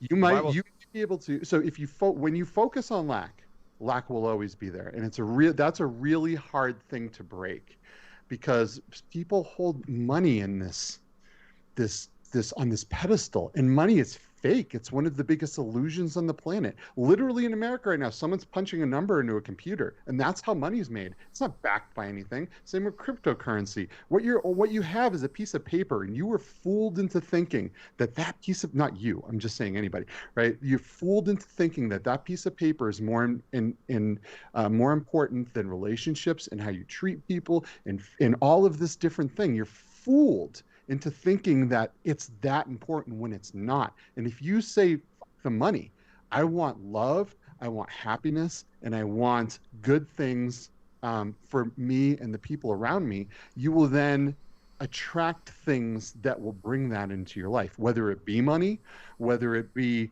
a Ferrari, it doesn't matter. The intention has to be there in order for your life to kind of go in the direction that you want it to. Otherwise, a whole bunch of bad stuff is going to come with the things that you do manifest, or a lot of positive things. It's all intention, and intention on the right thing. Well, and that's what people really believe, that money is the end of everything. And I was going to say, the Bible says the love of money is the root of all evil. And you see so much evil all about money, and everything's driven by money. And I would submit that going exactly what you said, just focusing on the proper things, and those other things will come. There's a story about somebody, this guy, he won the lotto, right? That would be your dream, right? To be my dream. Oh, I want to win the lotto. He his life went so downhill. Let me go to the punchline. He woke up with his granddaughter rolled up in a carpet, dead on his front lawn, because he was giving her money, and she started doing heroin, and like a whole crap load of shit came with that money, right? And never intended. So yeah, I just want to be clear here. My none of my goals were money. Well, one of my goals was financial freedom. The financial freedom from a standpoint, one of the things I would love in my life, like just being completely honest, is if I had a certain amount of money where I no longer had to worry about money, where money, like it would be a dream to not even have to think about money. Like imagine if I could wake up every day and just do something that I'm super jazzed to do, and create some type of content, like some type of video thing, write a book, whatever, just do some kind of creative thing. Like that would be my dream come true. Right now I have to go to this job, a job that I don't like at all. But if I didn't have this job, how do I pay my rent? So it's, I'm in a bind here. And so I go to this job that I don't like. I try to do stuff on the side as well. But none of my dreams were like, I won $1 million. And I did have a dream. I did have some dreams of success that weren't even related to money at all. Now, some of them might have resulted in some money. If I was successful, there might have been some money that came with that. And the money thing from just the freedom of pursuing money. Like money can't buy you happiness. It can't buy you love. What it can buy you, though, is the freedom from chasing money. Like if you have enough money where you don't need to chase money. For example, if somebody came up to you today and said, hey, dude, if you can get to Germany next week, I've got a place that you can stay. It's incredible. The hotel is paid for. All your food is paid for. We're going to go to this concert. We're going to go to this. But you might still say, but how do I get to Germany? I got to work. I've got a job. Money is freedom. If you had the money in your bank where you don't need a job and you're like, yeah, I can get to Germany, no problem. So, it's the freedom. And so I do want you to know that none of the money stuff is targeted at you or Roots, right? It's kind of a general thing because that's what most people focus on in life, is because people want money because of the freedom. And you're right. That's really what it comes down to. They want to be free to have, to do, right? But if you focus, so for the viewers out there, if you focus on just the freedom, then that freedom will come in weird ways that you never expect. But here's the thing. Here's one of the most important keys is if you're trying to manifest and a door opens and it's a scary door, but some door comes and you're like, that's not a sure thing. The energy in the universe is going to present you with different ways to get towards your goal. It's up to you, and this is where free will comes into play, to walk into those situations and have faith that your belief and that what's happening is going to work out in your benefit. And if you believe that is exactly what's happening, then that is exactly what's happening. If you're like, my analytical mind says that this can go wrong, this can go wrong, this can go wrong, there's a 5,001 chance that this is going to be successful. Doesn't matter. It doesn't matter. If you have the correct intent for what you're trying to do and something comes your way, you have to be willing to take leaps of faith. And faith is a hard thing for a lot of people. And Roots, I know you get it, right? Faith is a core thing in your life, right? But so faith is about belief. And when you believe wholeheartedly and intentionally for what it is you're trying to accomplish, the weird things that come about somehow have this weird snaky way of getting you to where you need to be or where you want to be. And this is just my experience. I have found in my life that there is nothing that I haven't manifested that I truly want. Everything that I've ever wanted, and be it material things, be it non-material things, have always found their way to me. And sometimes when they get to me, I say, you know what, I don't want that anymore because it comes with all this other stuff. So it changes it. Then my perception changes, and then I kind of want something else. But want is a very evil and polluted and poisonous word. So, there's a lot of weird stuff that go into all of this. But man, I will tell you, I know, and Anthony, you said, I know in my life that this is a 100% given is bullshit, right? But I know in my life from doing things over and over and having things turn out exactly how it makes sense every time, that it's 110%. Okay, but you know what a scientist will tell you about that? They'll say it's confirmation bias. That basically what you're doing here is you're isolating specific things and then you're linking it back to something that could be completely unrelated. But I don't know. I also look at all the bad things too. I look at the good things and I look at the bad things and I say, what was happening in my life at that time? What was my mindset at that time? What things were happening in my life that could cause my mind to go in certain directions and to have that happen? And I can always place it. Always. Sometimes it takes some meditation and reflecting, but I can always tell what it was and what thoughts I had and what words I said and the actions that I did that led me to that place. And same with the other way. I can always tell where the good things are coming from too, and why some of those bad things that come along with those good things have to happen in order for me to get to where it is that I'm trying to get to. God, isn't it amazing when we like, I mean, if there is some kind of all powerful force, right? You know what I mean? And when we get to die and we move on, and it's like, I just want to talk to him and say, bro, like, what was the plan Why? here, man? No, what was the real plan? Like, what was the magical thing that I could have been doing if I only knew? Oh, you know, one other thing we didn't bring up in this whole entire discussion is, so Roots, you mentioned in that last little comment that you made here that I said that this is all 100% bullshit. That is not actually true. It's 90% bullshit. There's something about it. There is something real here. There is something real here. I told you, I've seen some synchronicities that are spooky as F. And one thing I was going to get to is eventually we're going to have AR glasses. Going back to this like proof thing, you know, where I said put somebody in jail and have them manifest a Fuji apple. So I think at some point in the future, we are going to have glasses that are going to be capable of recording everything that they can see and hear, and it goes automatically to the cloud. And so you can have a 24-hour stream or however long you're awake and wearing these glasses. So like if some weird little incident happened, you could be like, oh shit, I caught that on my AR glasses. And I would be able to show somebody some crazy ass synchronicity that would be impossible to show somebody right now. There is some kind of truth here. Except Facebook will own it. Yeah. Yeah.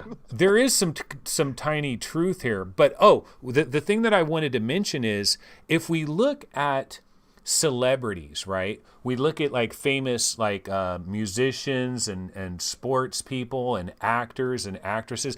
Doesn't it seem like there's certain people out there that you're like, how the hell did this person become famous? How the hell does this person have the #1 song or what? Like sometimes there's certain stuff where I'm like how is like law of attraction must be real and this person must know it really well or almost accidentally know it well, or they just accidentally know how it works and they've just manifested this unbelievable life for themselves where that everything seems so charmed and it just doesn't really make sense.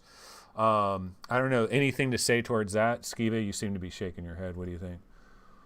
Yeah, so there's a lot of, I've seen it in all directions. I see a lot of celebrities out there that they wanted the fame and they wanted the money, and they didn't realize how much of the bad stuff was going to come with that. And they've had a lot of bad things happen in their life, and they're not happy. And then they end up like killing themselves or there's suicide because they thought, well, I have all these things, but everything else in my life is going wrong. Well, yin and yang. Right. So like the idea of yin and yang, right? Because what you bring up there, that is interesting. There are lots of celebrities where you feel like their life is the most charmed life ever, right? Then you start reading about it and you find out that they have a child that has like some horrible disease or something. Like there's always major tragedy in most of drama. it. Yeah, and that kind of makes me think of like yin and yang, like, you know, the Chinese, like the Asian, Of course. this idea of like the good and the bad, and there has to be some kind of balance. So if you are going to be on the top of the world, well, yeah, you're probably going to have a relative that commits suicide. Some horrible shit's going to happen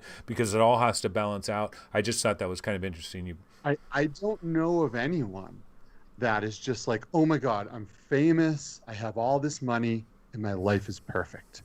Like you always hear ridiculous, horrible tragedy. And if you want that kind of money and power, you have to accept that that stuff is going to happen. And you're going to go through as much bad as you are good.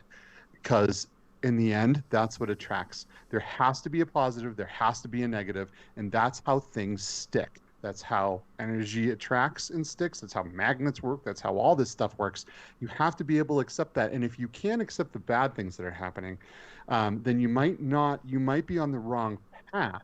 I keep saying you, like I'm actually talking to you guys. I'm talking to like everybody, right? But you might be on the wrong path of what you think you want things to be, because it's going to come, like if you don't want a certain set of things to happen, that will probably overweigh and outpull the other side of the things that you want to happen. So let's say, you were going to make all this money, but all of this horrible death and stuff is going to happen on the other side. You might want that stuff not to happen to the point where that monetary side doesn't come into play, because you want that more. So with everything in life, you have to accept the good and the bad, because without the bad, you don't even know what the good is. Right? It's all relative, and it's all perspective, and it's all intention. Bottom line is the grass is always greener on the other side. Yes. You know what I mean? It doesn't matter whether they're famous or another YouTuber or whatever it is. And that's the pitfall that, I had somebody in my stream the other day joking. I don't even know if I guess he said, "You're famous." I said, "Dude, I got about 1,000 people that know who I am on YouTube between everything.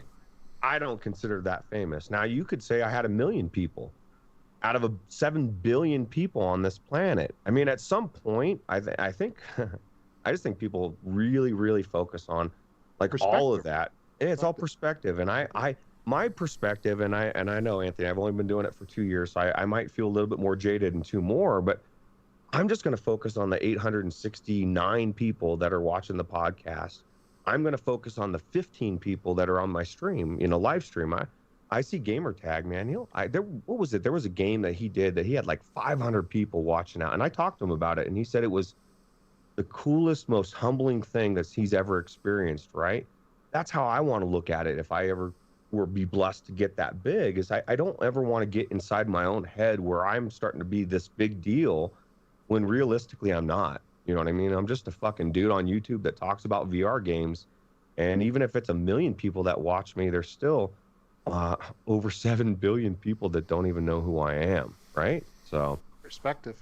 Yeah. Yeah, I mean, So it's all about intention. What do you ultimately want in life, right? What is it that matters the most to you, and are you willing to take the shit that all is going to come with that? Yeah, and when you do get what you want, at that point you're going to want something else. It's not going to be any good for you. But what I'm saying is fine. That's fine. Let me get to there and let me understand that it's not what I really want. And I want something. Okay, fine. Let me see that. Let me see that. And yeah. Jim Carrey. I think Jim Carrey said he wishes everyone could become successful and rich and famous so they could understand that it's not what everyone thinks it is. That guy has been through quite the mental, spiritual journey, right? That guy, a lot of people think he's gone insane. But I think he's gained more clarity probably than he's ever wanted to. He's kind of in this, I think he is in this solipsism thing. I think he thinks he's in Grand Theft Auto and he thinks we're all NPCs. Probably. Yeah. Alrighty, guys. Well, we've been going for an incredibly long time, and this was probably a really interesting show. A lot of different angles. We probably exposed some sides of ourselves that maybe we didn't need to do that, but oh well, it's done, it's happened, and we put it out there. And that's what Dark Frequencies is all about. I mean, this question that we're talking about here today is really like, what is the nature of reality? I mean, that's really what this question is. Is there some system that's going on behind the scenes? Is there some freaking system that is operating? What is the nature of reality? That's what they always say on like Westworld. He's like, Dolores, are you questioning the nature of your reality? Yeah, that's what we're doing here. That's what Dark Frequencies is all about. We want to question the nature of this reality. We don't know what it is. And sure, maybe everything is 100% random. Maybe planet Earth just randomly was in this situation where the moon just randomly crashed into this other planet to create the moon, and randomly our gravity happened to be absolutely perfect for life to unravel, and randomly, maybe it is 100% random. Maybe this is just complete and utter accident and there's no meaning to anything. Maybe not. Maybe everything is unraveling with intrinsic order. I don't know. It's hard to say. But here on Dark Frequencies, we're going to continue to explore this topic. So anyway, that's going to go ahead and do it for episode 8 of our show. We're glad to be back, and we're definitely going to have some more future episodes. Thanks so much to Skiva joining us today, and of course, Roots. Final comment from Skiva. Anything you want to say on the way out of here? Life is strange. Absolutely. Roots, final comment? My thing is, just this whole thing, I cannot tell you the shape of my world, my life, as soon as I decided to approach it from a positive aspect on every level. And I can't say I'm perfect and I don't have my moments, but I really do try. You're a happy-go-lucky guy that you tried to be. I became that person years ago, kind of the same way you did. I decided I was going to just be a different person, and this is what people should be like. Do you want to be the guy that when you leave a room, people are thinking, oh, thank God that fucker left, or they're thinking, oh man, dude, like he's got energy. Like when I come around people, I can feel that the room changes because I make it change. I'm going in there with the intent to put a smile on their face, to uplift the mood. And that's what that dude that dropped into my stream that dropped 20 gifted subs, he said, it's your vibe. It's your vibe that I like. And I feel like if any of this law of attraction is true, I drew that dude to my stream, and it was a blessing. He's been an awesome person in my stream as well. And so I just feel like positivity is the key. And if you can figure out how to approach your life in a positive manner, you're going to be better off for it. If anything, healthier. Yeah, absolutely. And one thing I'll say to end the show as well is, like, I know a lot of people, like in this year of 2020, Skiva was mentioning, I mean, it's been a harsh year for everybody. Depression is up. A lot of people are dealing with a lot of sadness and things are going bad. Some people have lost jobs and stuff. And one thing I will say, I did do that journal thing. And if you are looking for some uplifting into your life, grab yourself just a notebook and a pen. And whenever you find yourself stuck in a line where there's 8 people in front of you, you're waiting in a drive-through line, you're stuck in gridlock traffic. I used to have that notebook right on my front seat. I'm driving here, have that notebook right there. I'm stuck at a stoplight with a train going by and I'm waiting 5 minutes. I grab that notebook and I'm writing down 5 different things that I really freaking am thankful for. And it will change your overall idea. Your reticular activating system is going to lock in with laser focus on whatever you're really into. It's like when you're shopping for a new car and you end up buying that new car for like several weeks after, you see that new car everywhere. It's like there's a million of them, and that's your reticular activating system. It knows that you're highly focused on something and it locks in on it like a heat-seeking missile. And you can do that with negativity and you can do it with positivity. So might as well do it with positivity. And we're going to go ahead and end the show on that note. But yeah, everybody, definitely check us out. Episode 9 at some point in the future. Not sure what we're going to talk about, but hopefully something very interesting. We're hopefully bringing you guys some interesting content to chew on and think about. And go ahead and like the video, subscribe to our channel, tell a friend about Dark Frequencies. And that will go ahead and do it for this episode of Dark Frequencies. We'll see you guys later. Take it easy.